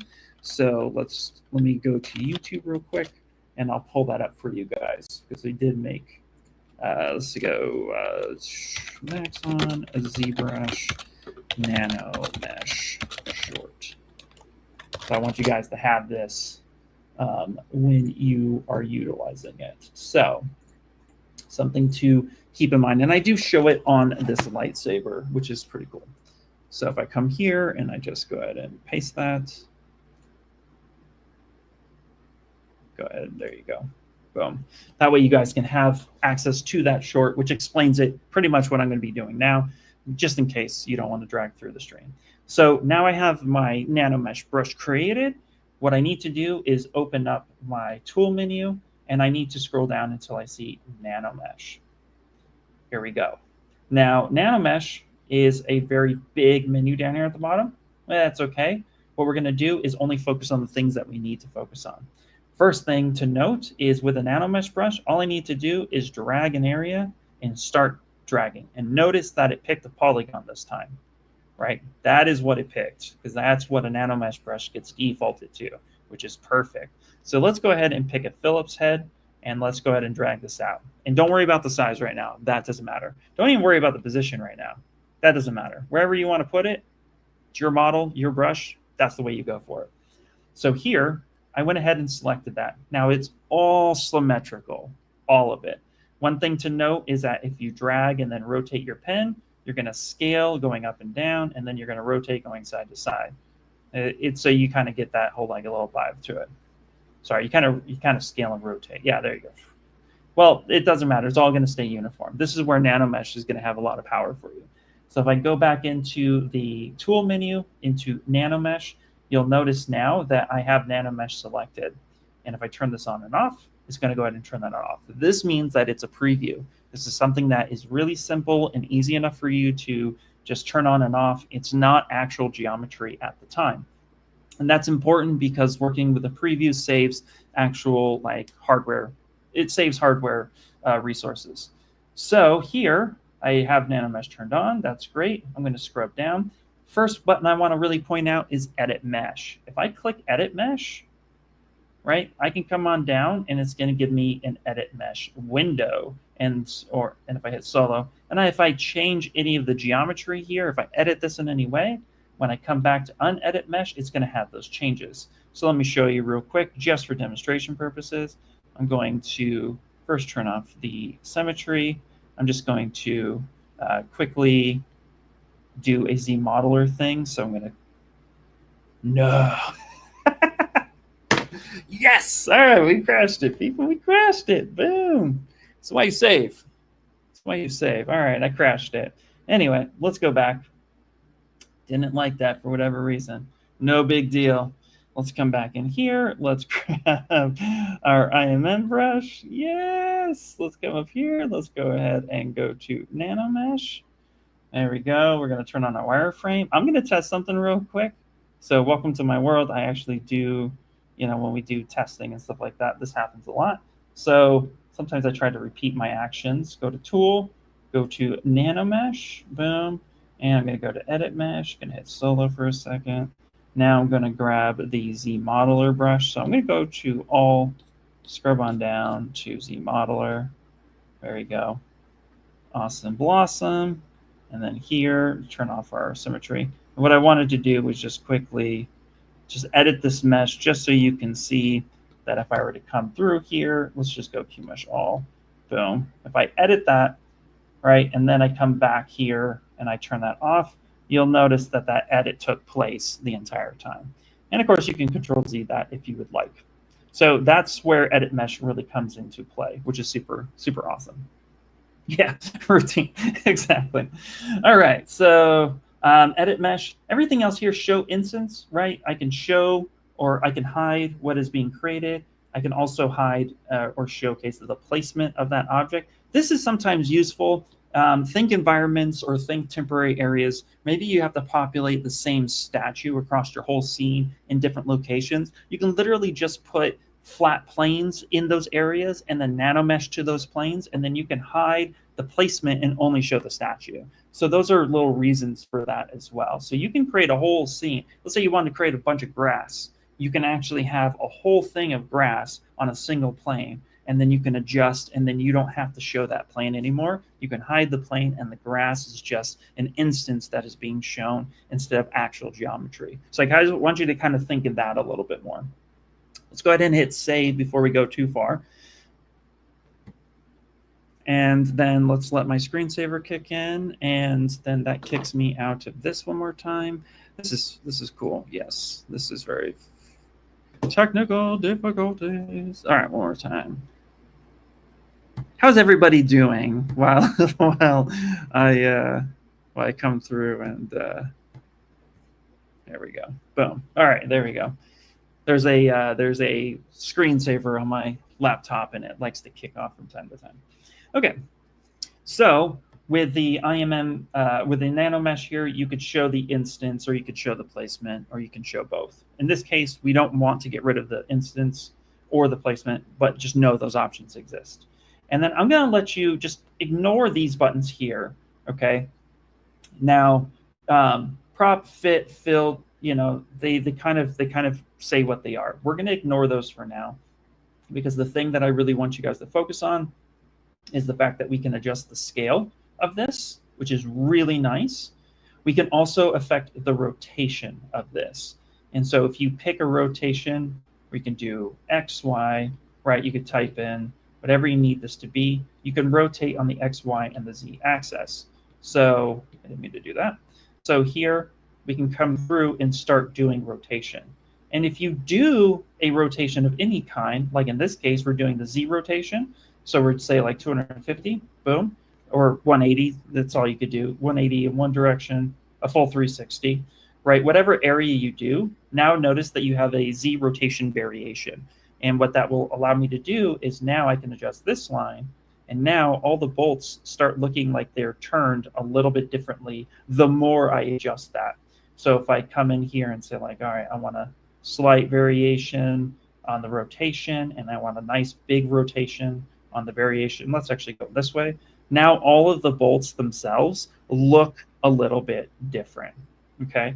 And if I wanted to add in another bolt for this, so let's come back here. Let's go to Recents and grab my ZModeler, right? Drag this out. Now that's going to create a new instance at that point in time. So you want to first make sure you have all the bolts you have selected, but this is how we do it. So let's go back to the beginning, all the way back. Whee, boop, boop, boop, boop, boop, boop, boop. There we go. Okay, so I went all the way back to the beginning just for demonstration purposes. But here what we're going to do is we're going to make a temporary selection on turning on our radial symmetry. We want to make sure that we are going to pick all of the areas in which we want our bolts. And maybe this time I'm going to go a little crazier, and we're just going to add another row because we're going to need more than this. And now I can come through here and drag them all out because I want them all to be the same. That's super important to me. And then once I do that, go to NanoMesh. Again, we're going to go to rotation. We're going to go to a rotation and then a variation on that. So they all look a little bit different. And then we're going to adjust the size a little bit. There we go. And we're just going to turn this off.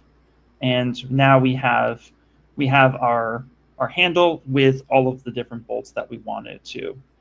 We can also, something to kind of note, maybe that is too much and you want to go a little bit deep, we can adjust the offset of this as well.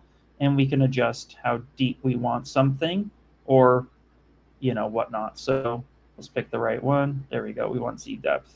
So let's just come here to Z offset and we can adjust how deep that might look just to give us a little bit. There we go. So it's up to you. This is something that's really just fun and easy enough to do to kind of get that adjustment. And then at this point here, what I'm going to do is if you wanted to finalize this as actual mesh, all you need to do is go down to inventory at the bottom, and then you say 1 to mesh. And then this will turn these into actual geometry. And now it will all be attached to, to the same object. It doesn't split it into a new object. So if you wanted to split things off into a different way, we can actually select, select a portion of our model here, and then we can say grow all polygroups. You can also do yourself a favor real fast. Let's go to geometry. Let's go to polygroups and go to auto groups. If we control shift and select here, and then we go to visibility, we can say grow to polygroups. And then all the polygroups that are selected, it will grow out to that polygroup. And then that leaves you with all of the other bolts or the Phillips heads all hidden, allowing us to come to split hidden. So that's a nice really way. I don't see a lot of people using this. Anytime you have a ton of like different meshes all brought in, like, you know, we have all of this here selected, and let's say we don't have radial symmetry turned on, I can literally just control select just this one section and then go to my grow to polygroups, and it's only going to grow that one polygroup out, leaving everything else hidden. And that's really powerful. And so it's something to do, especially if you're, you know, you're so used to like trying to perfectly select a certain section. You don't have to do that. Just give it all different polygroup, select that, and then when you say visibility, you say grow to polygroups, and then that will do that. And that's a nice way to split things off quickly. You're amused how ZBrush iPad and computer are so similar? Absolutely. Actually, this is one of the things that we really pride ourselves on, is the fact that we wanted to keep things as simple as possible. So it doesn't really matter if I'm saying, you know, oh, I'm using the iPad or I'm using the computer. While there are going to be some differences in the future, computer will be able to do things that iPad can't and vice versa. It's good to know that we wanted to keep the initial learning steps the same to make it easier for existing artists to go ahead and pick up ZBrush for iPad, but for new artists to come in, and if they ever transfer to the desktop, they wouldn't be so lost. So that was kind of the idea behind it. I'm going to get some water real quick, and we're almost done with our main base Saber. At this point, we're just going to do some fine little details and stuff, but then we've already built the majority of this. And everything that I've showed you up to this point, 100% is just going to be used for the rest of this stuff. We don't have to go too fancy to get what we're looking for. The idea here is that we're making something from start to finish, and we're able to do it in a very artistic way that's just kind of fun and exciting, and the ability to explore. Now, this last part, well, it's not the last part because we still have the switch here, but one of the parts we're going to go to now, which will be, quote, the most complicated, I think, is the pommel. But it's going to be very similar to what we did here. And actually what we did here, by the way, I'm going to, this is just me nitpicking stuff. I'm going to scale this up just a little bit and extend that out. I want that to be just a little bit bigger. That is just a me thing, but do whatever it is you would like to do. It just feels a little bit better for me. And then I'm going to mask off this top part, and I'm going to drag that up. Perfect. There we go. Okay, great. Awesome. Okay, pommel time.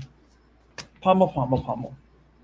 So the pommel itself, I actually pulled reference from, I think it was a Sith Lord Saber. I always like how everything is just so different. And you notice here, like, I pulled this kind of example down here at the bottom, that kind of repeated texture. I pulled that a little bit, but then I can't remember whose Saber it was. It was something like this, yeah. Whereas I kind of like the design being a little bit flat or having some nice little like greeble designs. This is something with hard surface that's super important. And if you're a huge Star Wars fan, you know all about greeble. Greeble is everywhere because it takes a very flat, plain surface, and then it makes it just look more interesting, even though the generic shape didn't change at all. If anything, it's like, look at a TIE fighter's wing, right? And it's just flat, but then it has all of this detail going through. Or look at the Millennium Falcon and just look at the base of it. The ship itself silhouette is cool, but it's a lot cooler when it has all this like random tubing and switches and vibes and things kicked into it. All that greeble just looks really good. And we're going to kind of repeat that here a bit. So we're just going to make some simple changes, which ultimately will bring us to having something that looks cool. So I'm just going to scale this up a little bit, and let's turn on the wireframe. And I'm just going to solo this. We're just going to keep in mind that this is the pommel. Yeah, Star Wars did invent greeble, pretty much, yeah. So here we're going to go to our ZModeler brush. Let's go to ZModeler. Oh, by the way, real fast before I do that, if you want to export out any brush, so notice that we created a NanoMesh brush, and let's say you want to forever keep this NanoMesh brush. What you can do is actually come up here to export, go to brush, and then you can actually change the name of this. So we can call this well, you can call this, yeah, we'll just call this, actually call this Nano Indust Parts. Call it Nano Indust Parts, right? Just for you. All right, and then you can export this out. And then when you export it, you can save to files, and then you can save where you want this to save. So notice I have an alphas thing, an alphas folder. If I come to my iPad and then I go to my ZBrush, right, you can actually save this wherever you want. If you go to Z Startup like before, here's all the brushes. You can save that in here. Some things that I've actually been doing is creating my own folder for things, because I don't always want everything loaded. So I have an Aeroscopes brush folder, and then I would just say save that in there. And then that will be ever saved for you, and you can also export that out to a hard drive and bring that to your PC. So that way you don't have to worry about making that brush again. Although that wasn't very complicated. It's just clicking NanoMesh. So now let's go to our ZModeler. Let's bring this back over here.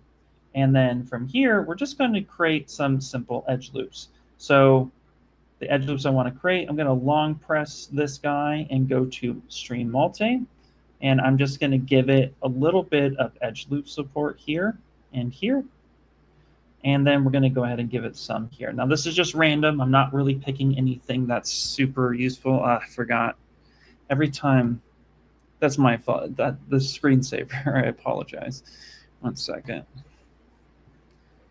It's looking to be so fancy.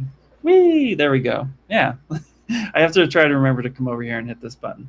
Anyway, so that being said, what we're going to do is I'm just making arbitrary lines. They're not important. What's important is it's just giving me some topology to work with. That's all it's really doing. Now, I want to keep this as center as possible, so I'm going to go ahead and press and hold the Alt button, and let's turn Radial Symmetry back on. So we need to go to our symmetry options, long press it, turn off X and turn on Y, turn on Radial Symmetry. And now what we're going to do, and actually let's do something a little bit different. Let's not do 8 count, let's do 4 count. There we go.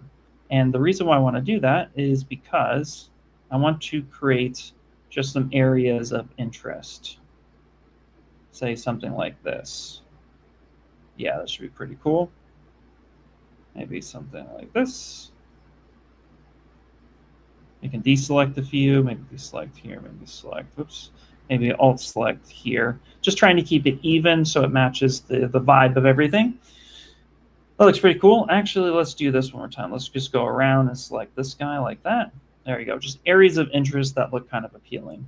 And all we're going to do now is press and hold the polygon action and go to our QMesh, which is actually pre-selected. And I'm going to go ahead and QMesh this in, pressing and holding Alt, or tapping Alt rather, to give us a different polygroup. There you go. And so now that's going to give us something like this. And now I want to repeat this, but I want to kind of step it a little bit. I do want to do some like step actions. So we're going to go ahead and long press that. If we made our inset all function, we'd select that. If we didn't, and you guys forgot, that's okay. Go to our polygon action, open it up, go to inset, and then go down until we see our polygroup all, and then just turn that off. And then now we're just going to go ahead and adjust this section here. And then we long press this to go back to QMesh. And this is where we're going to just give it a little bit something different. Say something like this. I'm going to make this a little bit bigger. I'll tap just to give us something more like this. And I'm just playing around at this point. This is all literally visual. Let's press and hold Shift, make that a bit bigger. There we go. This is all just to give me something a little bit more interesting. That's all. I'm going to press and hold Shift just to extend that and let go. There we go. Perfect. And then down at the bottom here, I'm going to go ahead and press and hold Alt for temporary selections.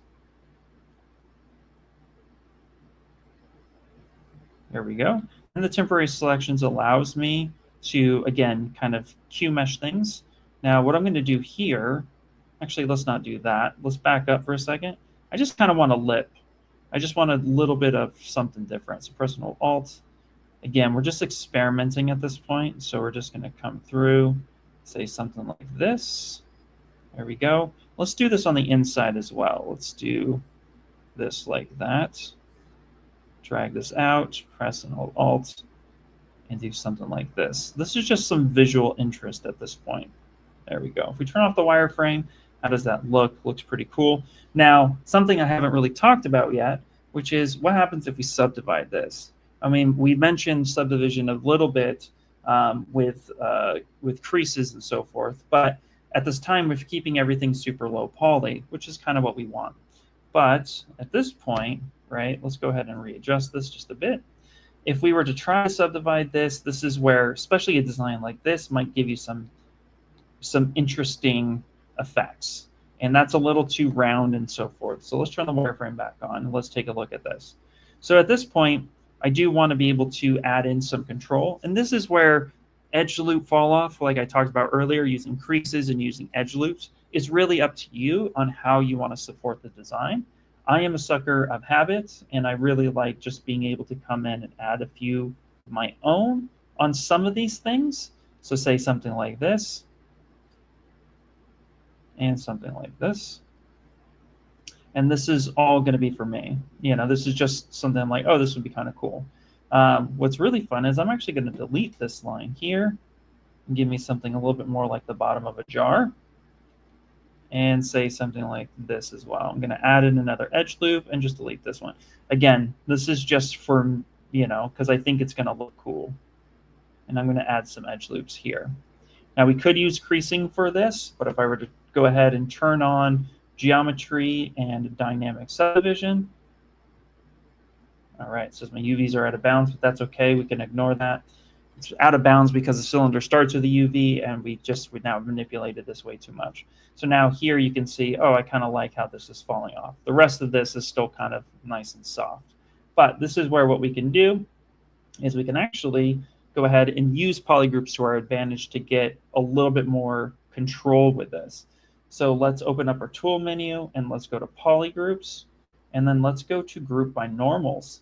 And this means that at every 45-degree angle, there's going to be a polygroup change. The reason why we want to do this is now this is where creasing was a little bit more beneficial and a lot more purposeful. And that creasing option means that I'm going to come in here to my geometry, go into my crease menu, and I'm going to crease with polygroup.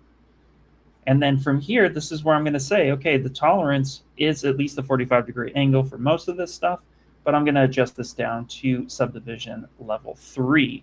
And now when I subdivide, divide, after 3, now it's going to give me a little bit of a subtle, very subtle fall off here. If I divide again, turn off the wireframe, you can see it's very subtle, but it keeps that kind of sharp look to it. And if that's too much, that is a-okay. Let's just come back a little bit before we started subdividing. So we just double tapped back, and then let's come in here and let's say subdivision level 2. Let's try what that looks like. So let's come in here and divide. That's 2, 3, 4. Okay, yeah, that's looking a lot better. And so again, just really nice, simple way to kind of keep things going consistently. And then from here, we can repeat that kind of crease behavior throughout everything else. Now that we like the way this looks here, I can just repeat that action. So I can go here to crease. And here's something that's kind of cool. Let me see if actually before I say it, because I'm thinking of desktop as well. Yep, I'm thinking of desktop as well. Never mind. Ignore what I was going to say. Yep, because it's on the desktop. If you're wondering what feature I was thinking of, it's called Apply to All Subtools. And I think that's a desktop-only version, which would make things a little bit easier. But that's OK. So here we're going to go to Polygroups, and we're going to go to a Group by Normals, right? And then we're going to go back to our Crease option, and we're going to crease Polygroups. And then from here, we're going to do the same thing. After subdivision level 3, after subdivision level 2, we're going to come through here, and we're going to make that change. So now, guess what? If we subdivide, divide, now that starts affecting this section here, making things look a whole lot nicer. So this is an easy, very fast way to get some subdivisions, but keep that hard surface look, but also bevel things out really nicely. All right, let's take some questions real quick. Let's going to hit save before we do. Actually, before we do that, let's come up here to this guy right here. I'm going to do the exact same thing. I'm going to go to Polygroups, Group by Normals, and then from there, Group by Normals. And then from there, let's go to Geometry, Crease our Polygroups, take this to number 2, and then we're going to divide a couple times. Boom, boom, boom, boom. And then that will give us something that's looking more consistent at that point. Very cool.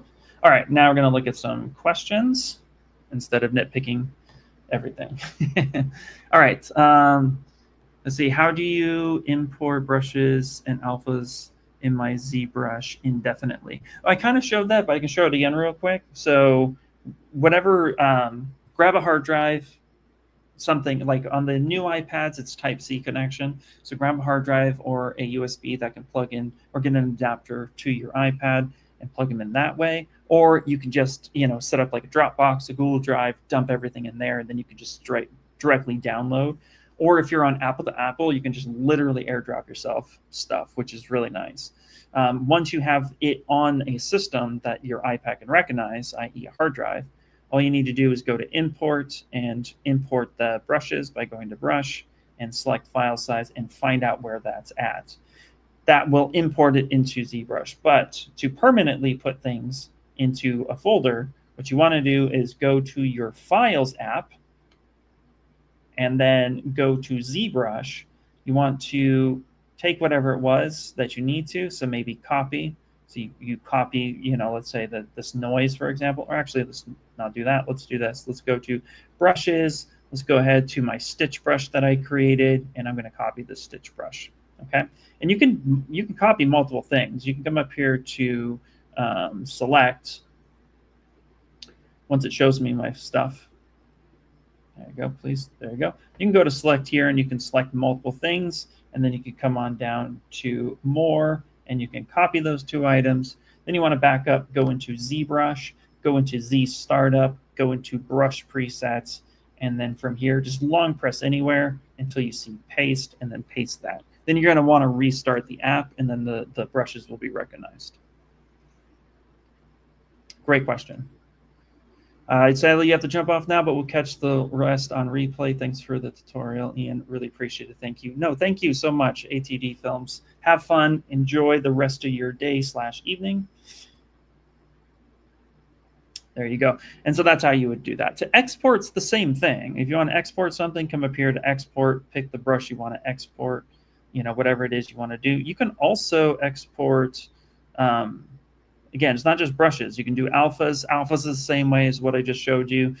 Images, textures, you can bring all that stuff in the exact same way. If you want to do an alpha, go to alpha. For importing, same thing, go to alpha, select file, and then find wherever your alphas are. I have a few here, so if I wanted to bring in a fingerprint, boom, there you go. And actually, I did that for the SpongeBob collab that I did with Patrick 4D. Great question.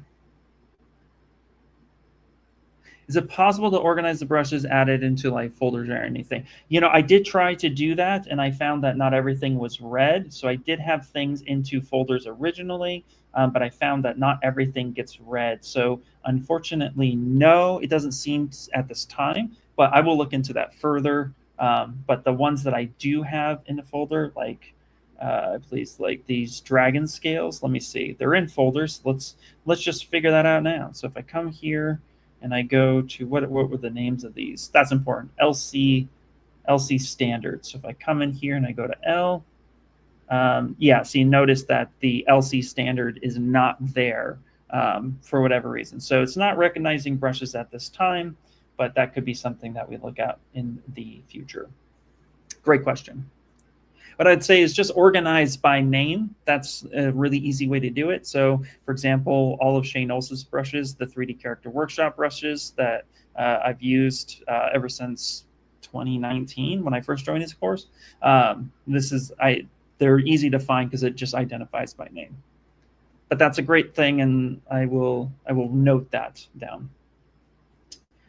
Okay, great. We are almost done here. Are there any other questions? At this point, I want you guys to know that you guys can play with whatever you need to. Just have fun with this. Don't worry too much about like whether or not you guys are like struggling too much. Especially this is designed for being super beginner friendly. Something I want to show you guys real fast that is very beginner friendly. That is just a little bit more of an extension of QMesh, and that is the ability to extend into a new edge loop. So for example, let's say here, notice that on the top part of this is not even. Like my brain is yelling at me because I have an edge loop up here that is not directly attached to this kind of rectangle vent that I created. But underneath there isn't one. So this is off center, and this is driving me nuts. So that's okay, because what we could do is literally come in here and let's just add in a extra edge loop that is as close to what we need as possible, say something like that. And then if we press and hold and we have the QMesh all selected, if I were to drag this out, look at this, it automatically attaches. And if I press and hold shift, it'll extend that. But if I QMesh this out, it's going to go ahead and it's going to ahead and give me something like that, which is awesome. But now here's something that's really cool that you may not know, is that this isn't truly flat. Like this is actually kind of rounded and it looks weird. Well, what I can do is actually mask off this edge loop. Hold Alt to invert that mask, so everything but this edge loop will be masked off. So let's try that one more time. Press and hold Alt, there we go. So now just that edge loop should be, that edge loop is the only thing that should be affected. So let's come through one more time, select, there we go. So just like that, it's the only thing. So I can make this adjustment. But let's say, again, it's kind of rounded and I don't like that.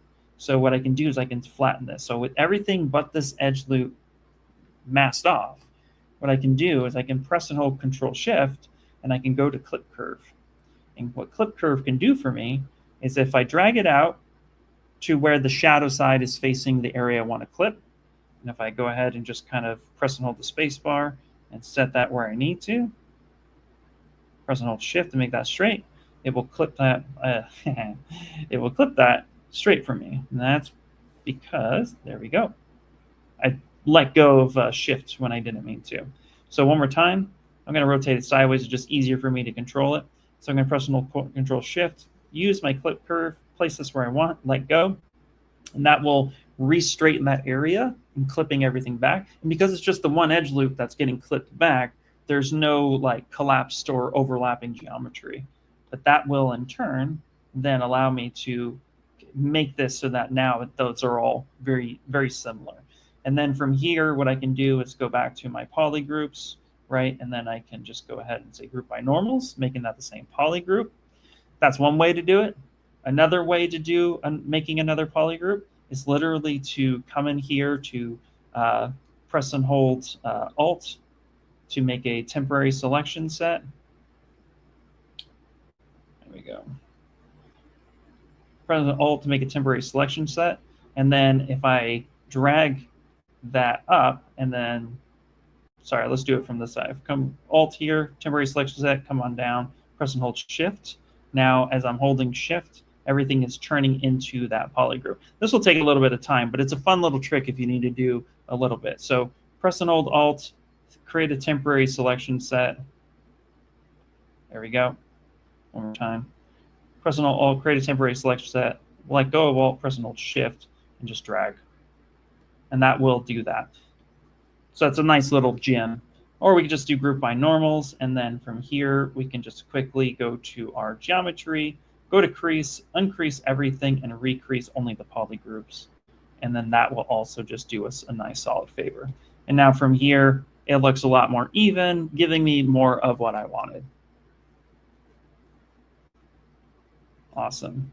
And you can get as fancy with this as possible. You don't have to go super, super crazy, but whichever works for you guys. Now we're going to go back to our crease options, make sure this is set to subdivision level 2, and that will be good if I subdivide. And now we're going to make the button, and then we're done. And then you guys should have your own lightsaber that you're using. We're running a little bit over time, but I've also answered a lot of questions and so forth. So to go ahead and make our button here, you guessed it, we're just going to use ZModeler, guys. It's really fun. And so from here, we're going to go ahead and turn on our wireframe. And now we're going to do this from scratch. And what we're going to do is kind of repeat. Again, reference is key, but we're kind of going to repeat what is going on with this lightsaber, right? There's a little bit of like stepping happening, but we're going to kind of make it our own. So we just kind of want to have some fun with this switch a little bit. So I did a more like kind of like rectangle design. So here, we're just going to know what direction we're facing, which is this way. We're going to hit solo just to focus on this guy. Let's go ahead and make sure we hit save, so then we're not losing any work. And then with ZModeler turned on, what I'm going to do is I'm actually going to make sure that with our multiple edge loops, and our keep groups. So again, pressing and holding and doing the stream multi. I'm just going to go ahead and give me some topology. And if I turn on my symmetry, I can go ahead and give me a little bit more, say something like this. Now, what I'm going to want to do is I'm going to want to do an inset control. But before I do that, let's just make our lives easier. And let's go to Polygroups and go to Group by Normals. There you go. And if you want the same polygroup on each side, after you do Group by Normals, go to Geometry, Modify Topology, and Mirror and Weld. And that will make things, as long as it's center. Why is it not center? Did I not center this? Let's recenter this. I must have gotten off the center, which I'll just blame me for that, because that happens more than I'd like to admit. There we go. So put something in there like that. There we go. So one more time, come in here to our polygroups, mirror, do our group by normals, go to geometry, modify topology, mirror and weld, and it's still doing that, which is totally fine. Okay. What you can also do is just literally come through, and let's go ahead, Control Shift, and select our rectangle, and we can just literally grab the two that we want. I'm not sure why it's flipping on us. And then from here, we can just open up our menu and do our, not grow to polygroups, but clear mask. There we go. And now we have the same polygroup on each side. Very interesting stuff. It's probably because I'm just off a little center, and that's okay. No big deal. We could also, instead of doing it that way, so here's another option for you. We could also use dynamic local symmetry. So if I were to turn on local symmetry, and then that means that the gizmo, if it's truly symmetrical here, if I were to go ahead and put the space bar, and then I should be able to mirror and weld, should focus on that, which it's not. All right, well, whatever. Anyway, that is my fault. I can guarantee I did something. Yay! But that's okay. We're just going to select these polygroups, and we're just going to keep it the same. Not grow to polygroups. There we go. There we go. Make sure your model's straight. Don't be like me. All right, so now that we have this, and that way we can just make sure that each polygroup on each side is selected when we're doing symmetry, which is totally fine. Now what I'm going to do is I'm just going to make temporary selections in the areas that I want to have this panel here. Or actually, you know what we should do? And again, this is just me playing. I'm going to come through here, and I'm going to add more edge loops in these specific spots, because what I want to do is I want to have a lot of these little ones like this. Every other one, I'm just going to come through. There we go. So yeah, it's just not truly symmetrical, which is my fault here, and that's okay. I'm too lazy to want to correct it, but if we keep it the way we should, it should be fine. So now we're going to QMesh this down to say something like this, and this will give me this kind of nice little switch effect just like that. And then here, let's go ahead and add in some edge loops, but I want to add in some single edge loops because I want to bring this to the edge and kind of support these edges on this side. There we go. And the rest of these we can actually support with creased edges. So, or we could just do that as entirely. So you can either come through and do these edges like this, or what you can do is you can, again, repeating what we've already done, you go to our polygroups and we just group by normals, and then we go to our geometry and we go to crease. And this is going to, again, this is a nice way to do a lot of this stuff. And we're just going to crease our polygroups. There we go. Very cool. And then from here, what I want to do is actually give it a little bit of a lip and make it look like it's more of a lever than just a flat thing. So I'm going to hover. I keep wanting to say I'm going to hover over my edge loop and press and hold spacebar because I'm so used to desktop. But you don't have to do that. You can do that. You can hover over space. You can hover over an edge face and hit the spacebar like you can on desktop. But it's just so much easier to open up your edge loop and then just select the thing that you need to select, in this case, polygroups, and turn that back off. And now what I can do is by just isolating that, I can just quickly select that, and then I can QMesh that out. And I want these to be different polygroups. So So I want to select this one here and this one here. Give me something different. Thank you. Okay, very cool. And then we can just kind of select this one out like that. Say something like this. Gives me a little bit of a switch. And we'll leave this. This is a happy little accident, but I do like how that's actually displaying in that part. And again, we can come through here and do our group by normals to change any of that stuff that we need fit. But now that's going to look a little bit more kind of like what I'm going for. And I can also reposition and even rescale this to fit the scene that I need. And then now on the model that I did, I actually made a triangle button and a circular button. Here we're just going to make the triangle one because the circle one's pretty obvious, but we'll give it like a triangle look for it. So in this case, what we'll do, let's hit save real fast. And let's go ahead to Subtools and let's open up a plane 3D. So now this is probably the least clean way to do it, just a warning, but this is how I end up doing it because it's really, really simple. You can actually do some pretty cool stuff procedurally, but in this case here, I just want to showcase how you can do something pretty down and dirty. And so with this, right, what we can do is we can literally just Control-Shift-Drag and use our knife curve or a slice curve. Boom. And then we can just do something like that, drag a single line, then go to Geometry, Modify Topology, and Mirror and Weld. And then that gives me this, and then Control-Shift-Tap, and then just delete hidden. So go back to Modify Topology, delete hidden, and boom, you have yourself a triangle. And in this case, we're just going to do something like that. And then we're going to give it some thickness. So we're going to go to QMesh, which we already have selected, and we're going to drag this up, giving us something like that. And then we can just place this in our scene wherever we need it to. There we go. Scale that up. And kind of put this wherever we see fit at this point. There we go. Now, if you're like me, you'll probably be like, that topology is not the greatest, and you're absolutely correct. That's okay. But what we can do is let's go ahead and hit save, and then let's go ahead and use the ZRemesher, which we hadn't even really done this whole time because we've just been keeping things nice and clean the majority of time with ZModeler. And so here we can go to our ZRemesher setting, which, by the way, by default is stored down here at the bottom.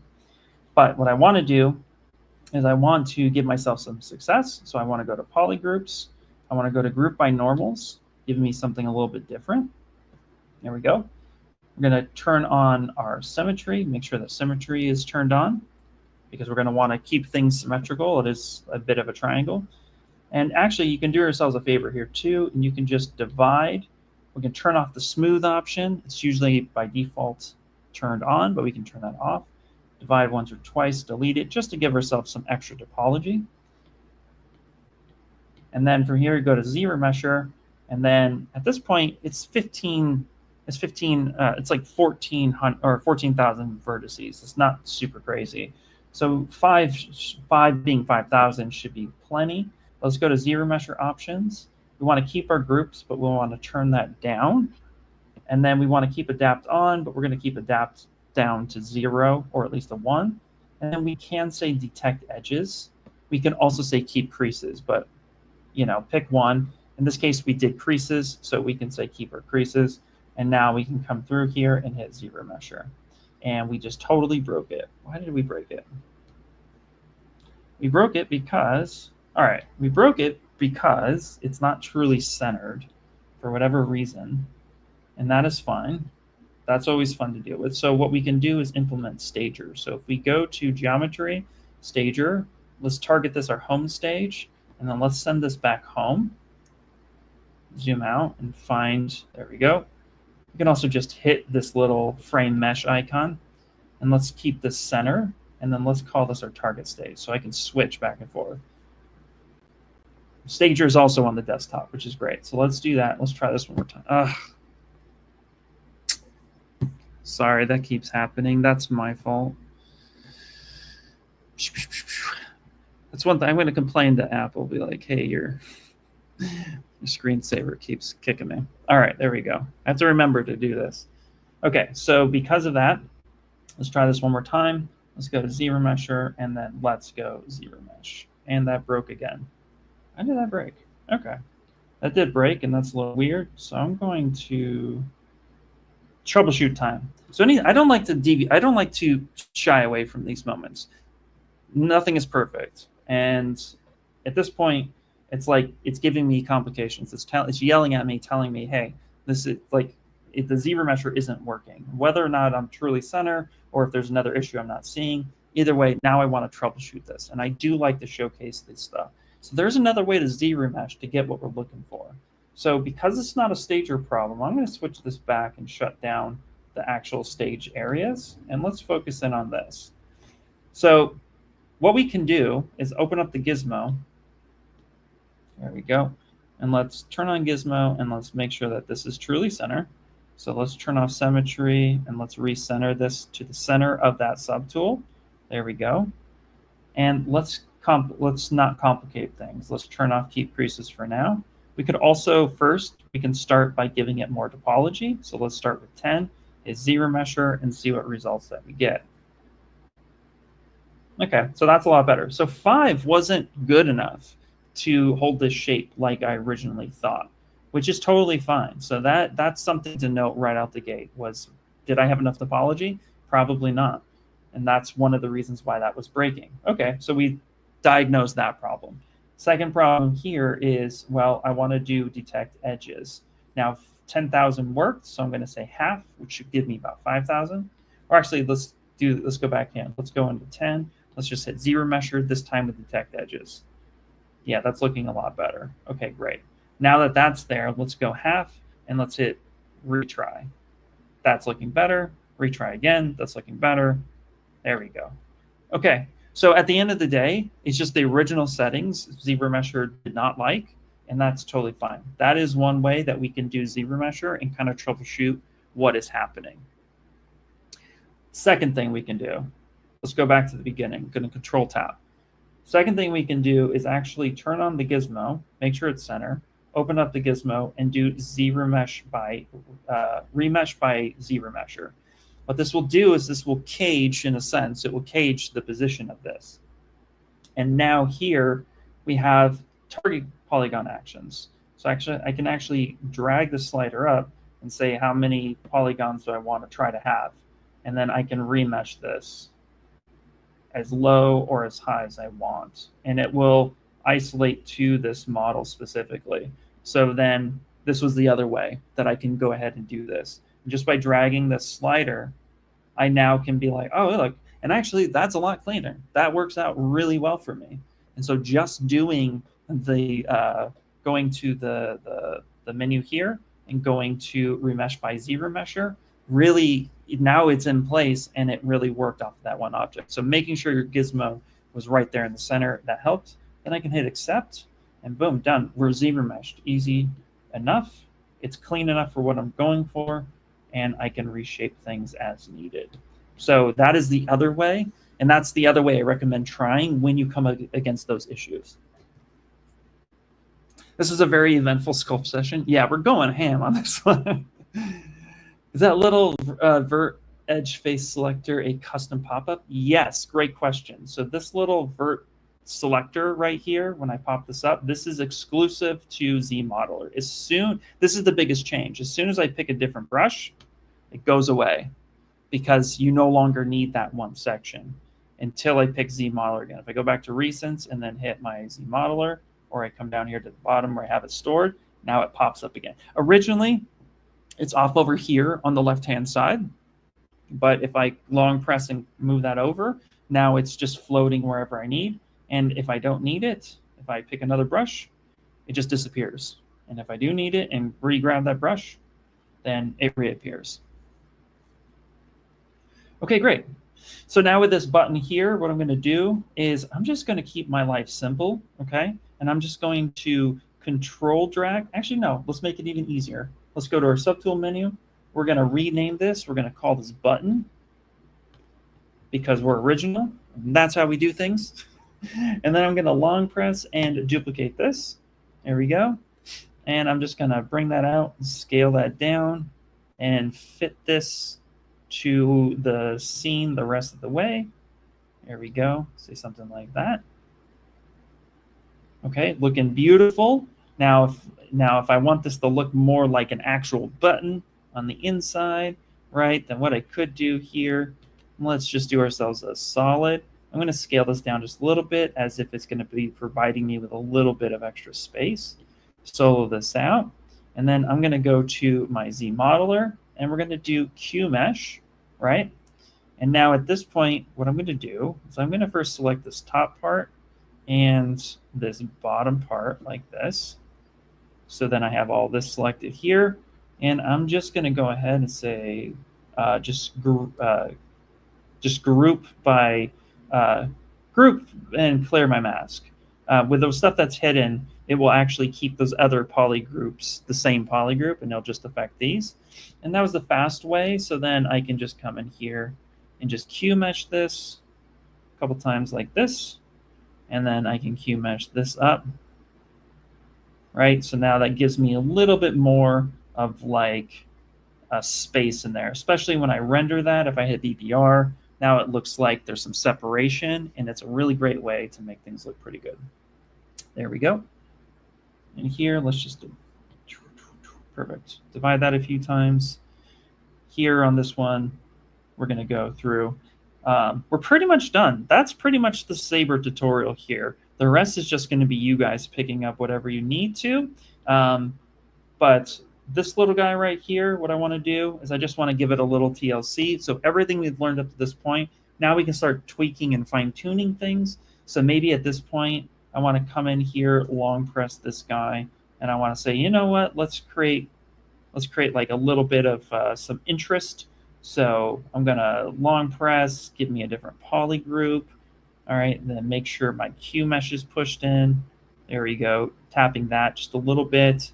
And then coming through group by normals, and then let's crease things. So let's go to geometry, let's go to crease, and then let's crease our poly groups. But guess what? Let's subdivide this up to level 2. So when I do that, now it starts looking a little bit more interesting. And just like that, we can create some new visual interest. Same thing here. We can come in, this is a little flat, this is a little boring. So instead of just subdividing it, we can come in and let's do some more visual interest here. So maybe we'll come in here and we'll long press this, do polygroup. There we go. Come on. It's yelling at me at the moment, but that's okay. Why aren't we doing that? All right. Yes. Does not want to do it. There we go. Okay. All right, well, whatever. Anyway, it's very, very bizarre. It's yelling at me here. Why are we doing that? Okay, so let's go back. Let's change. Let's go here. Boom, boom. We can also modify this thing too. So one of the things you can do to save yourself is you can come through here and you can edit your actions. So if you go to my presets and let's say you're multi-stream, you want to edit this, but you want it to, on the modifier side, you want to alternate your polygroups. Right? So you just do multi-stream, edit, and then make sure you go to alternate your polygroups. Just click it, you hit save. There you go. Now you can just come through and alternate, which now works out because then you can come through and QMesh. That's an easy way to do it too. There you go. So yeah, and then you can start your subdivision. Boom.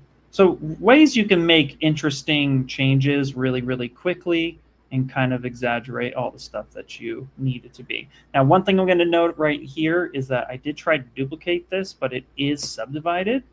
So instead of just the control duplicate, you can just long press and hit duplicate in the subtool menu and then drag that out. And there you go. That gives you some interest. And so just like that, we actually ended up from start to finish creating a whole new lightsaber that has some things and elements that we like, but ultimately you come through and it's pretty much finished. And we're just at about 1 million vertices in total, but that's because we subdivided and we started doing that portion. But you can have a lot of fun with this. If you go back to this object here with a Remesh, if you want to make this like finalize, you're happy with it, you're done with the adjustments, then you can actually just come down to the bottom and convert to make mesh. And then that becomes actual topology. Sorry, not that one. No, that was right.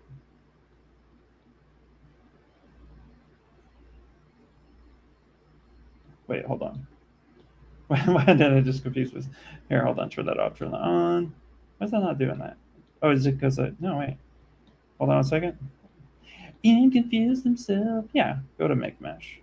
Convert to mesh options, and then you should be able to make mesh. And it's telling me there's multiple subdivision levels, so you can't do that. So delete your subdivision levels, then come up here to array mesh, and then come down and say make mesh.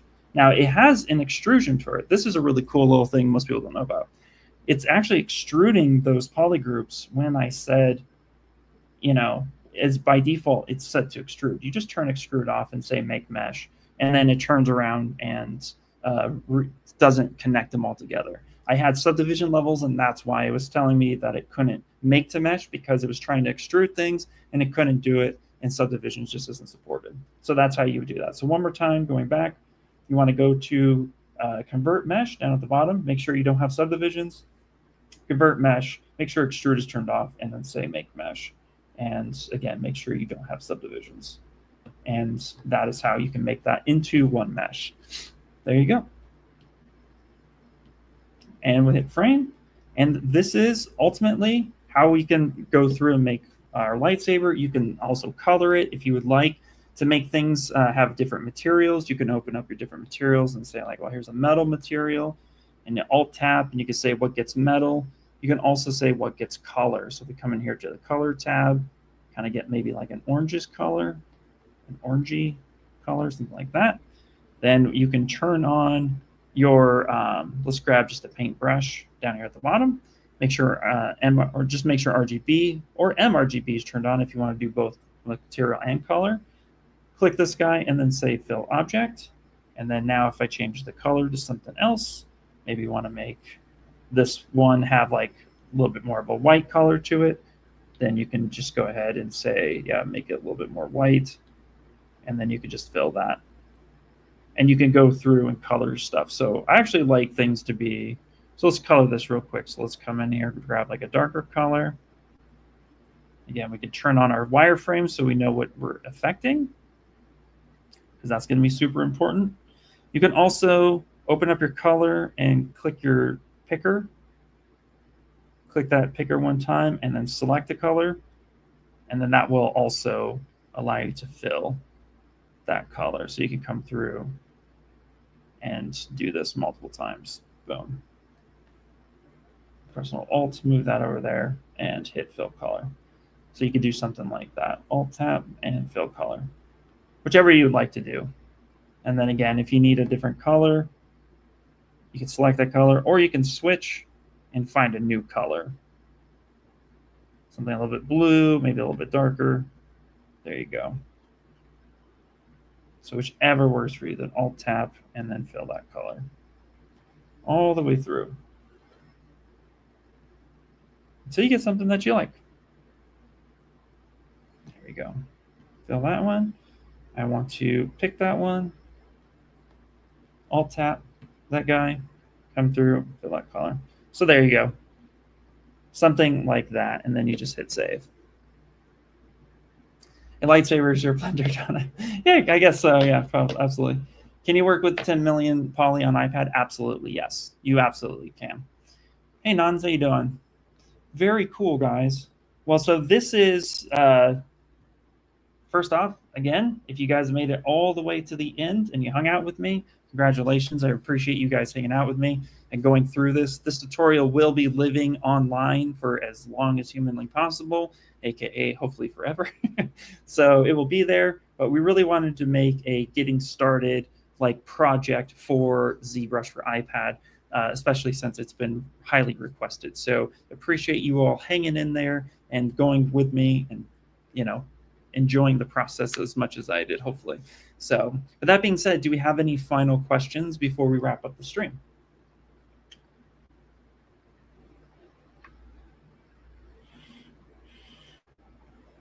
You're doing fine, but sad to not see you last week. Yeah, I had something come up and I had to like really focus on that. I should be streaming next week. And then after that, I think I'm off for a little bit because I'll be in SIGGRAPH. So I have another stream or two coming up. So, but if you guys like this style of more like getting started or streaming ZBrush tutorial stuff like this, let me know and we can, you know, and also too, things you guys would like to see made. If you guys have any ideas, fill them in the comment section. I'll take note and we'll see what we can do. Back to ZBrush PC. So I do both. I do ZBrush PC and I do desktop. I stream both because they're both highly requested, but ZBrush for iPad is, you know, obviously a lot more newer, and so we want to get some good relevant information out. That being said, really quickly, if you want to render your guys's like render BPR, pardon me. If you want to render BPR real quick, I'm going to choose a monster clay material. Say something like this because I think it looks pretty cool. There you go. And then you have render options. If we go to tool and we come back, so we go to the tool palette, back up, and then you have what's called lighting. So we can break this off and I can turn off lighting. Just like in the desktop version, I can come through here and I can actually come in and like set up some lighting. And the lighting changes, like the lights might vary, might seem a little, they may appear a little bit stronger or a little bit softer from PC to iPad, but just kind of pick something that thinks good. Again, if you move your little switch around, if you touch it one time, it'll send it forward, touch it one time, sends it back, so we can get like a rim light happening. And actually, let's do a little Star Wars-y, so let's get it kind of red. Yes, yes, perfect. And then from here, we can add a new palette. So we can open up and say, you know what, let's go to render. Now we can switch between light and render. Let's add this on. Let's come in here, say something like this. We can come to the side, maybe a little bit more to the side, and maybe pick like a blue, little complementary color. There you go, say something like that. And now what we can do is come into our render. We can go into properties. We can turn on ambient occlusion. And then we can come down to our BPR shadow. And we can adjust the F strength and the G strength. So I like to adjust the F strength at like 0.7 and then the G strength at 0.6. It's just my kind of preference. And then I do raise, especially hard surface stuff. I do more raise, which gives it more pass, which gives it better shadows. And then I do an angle of like 35 degrees, kind of more like replicating the sun. And then I go to BPR shadow or BPR AO and type in about 4,000, which is just a default number I came across. Then when I hit render, BPR render, it's going to give me a render and something that will look kind of nice to showcase as a whole. And you can adjust that as much as you would like, add more light, add less lights, etc. But here we can come through, and you can also, we could pick more of a, yeah, these are monster color. These are monster ones. We can also go to standard and go to basic material if we would like just our basic material, and then render that out. And then you can adjust things as necessary. That rim light in the back is just not that strong. There we go. So something a little bit more unique. Maybe it's not bright enough. There we go. Let's turn that out and hit BPR. There you go. So you can adjust and get a little bit of a different render stuff. You can also go into your go to your canvas, and you could pick a much darker background if you would like to. You could pick a spectrum of that, or you can adjust on the slider, give yourself maybe a more bluer background, but still leaning on the dark side of things. That just makes it easier to see your model when you render in total. And then you can adjust that back however you would like to, which is normally by default on that color. Anyway, there you go. Now I'm just rambling. By the way, is the ZPR extension? Oh, so hard. Hold on.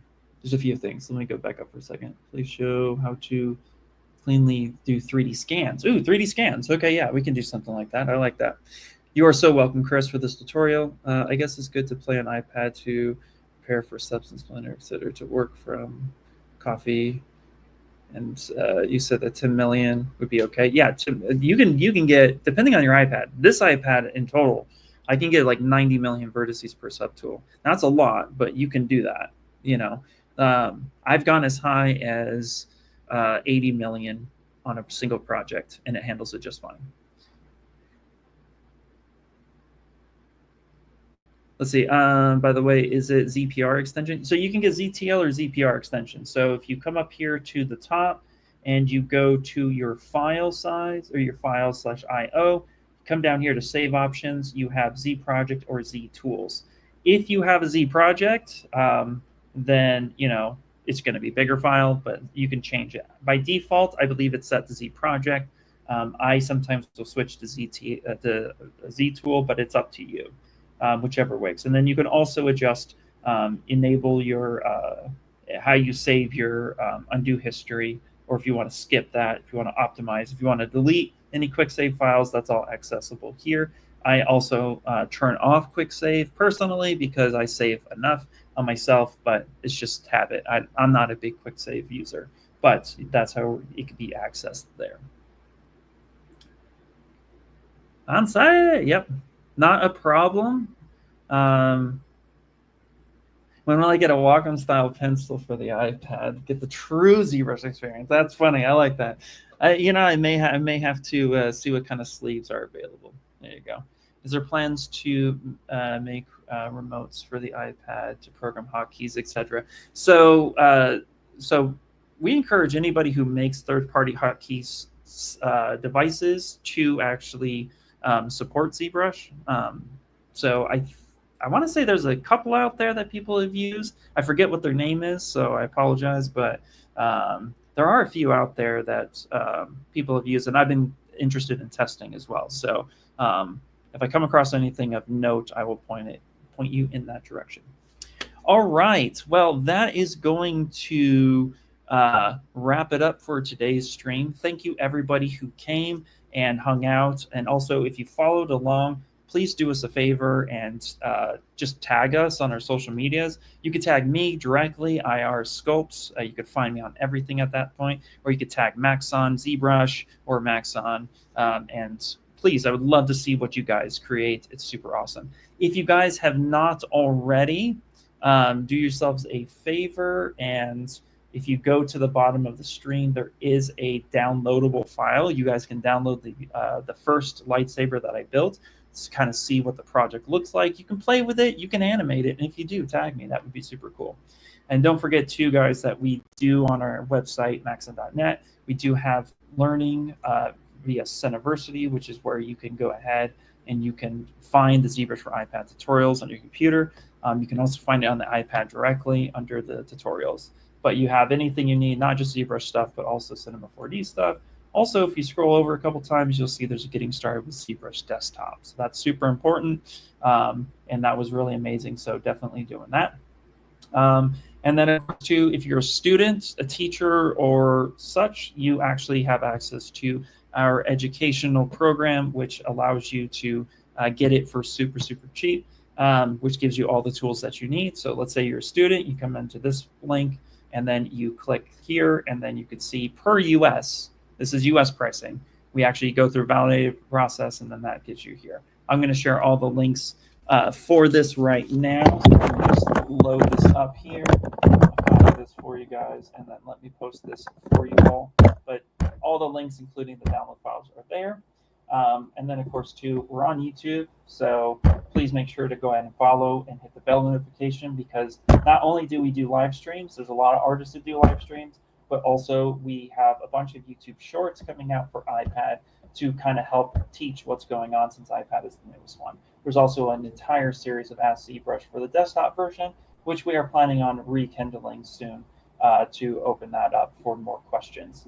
And then that's pretty much it, guys. So thank you all for being here and hanging out. I really appreciate you all, and we'll catch you on the next one. Bye. Oh, did my mic fall? Maybe it died. All right, I'll catch you guys later. Bye, bye, bye, bye, bye.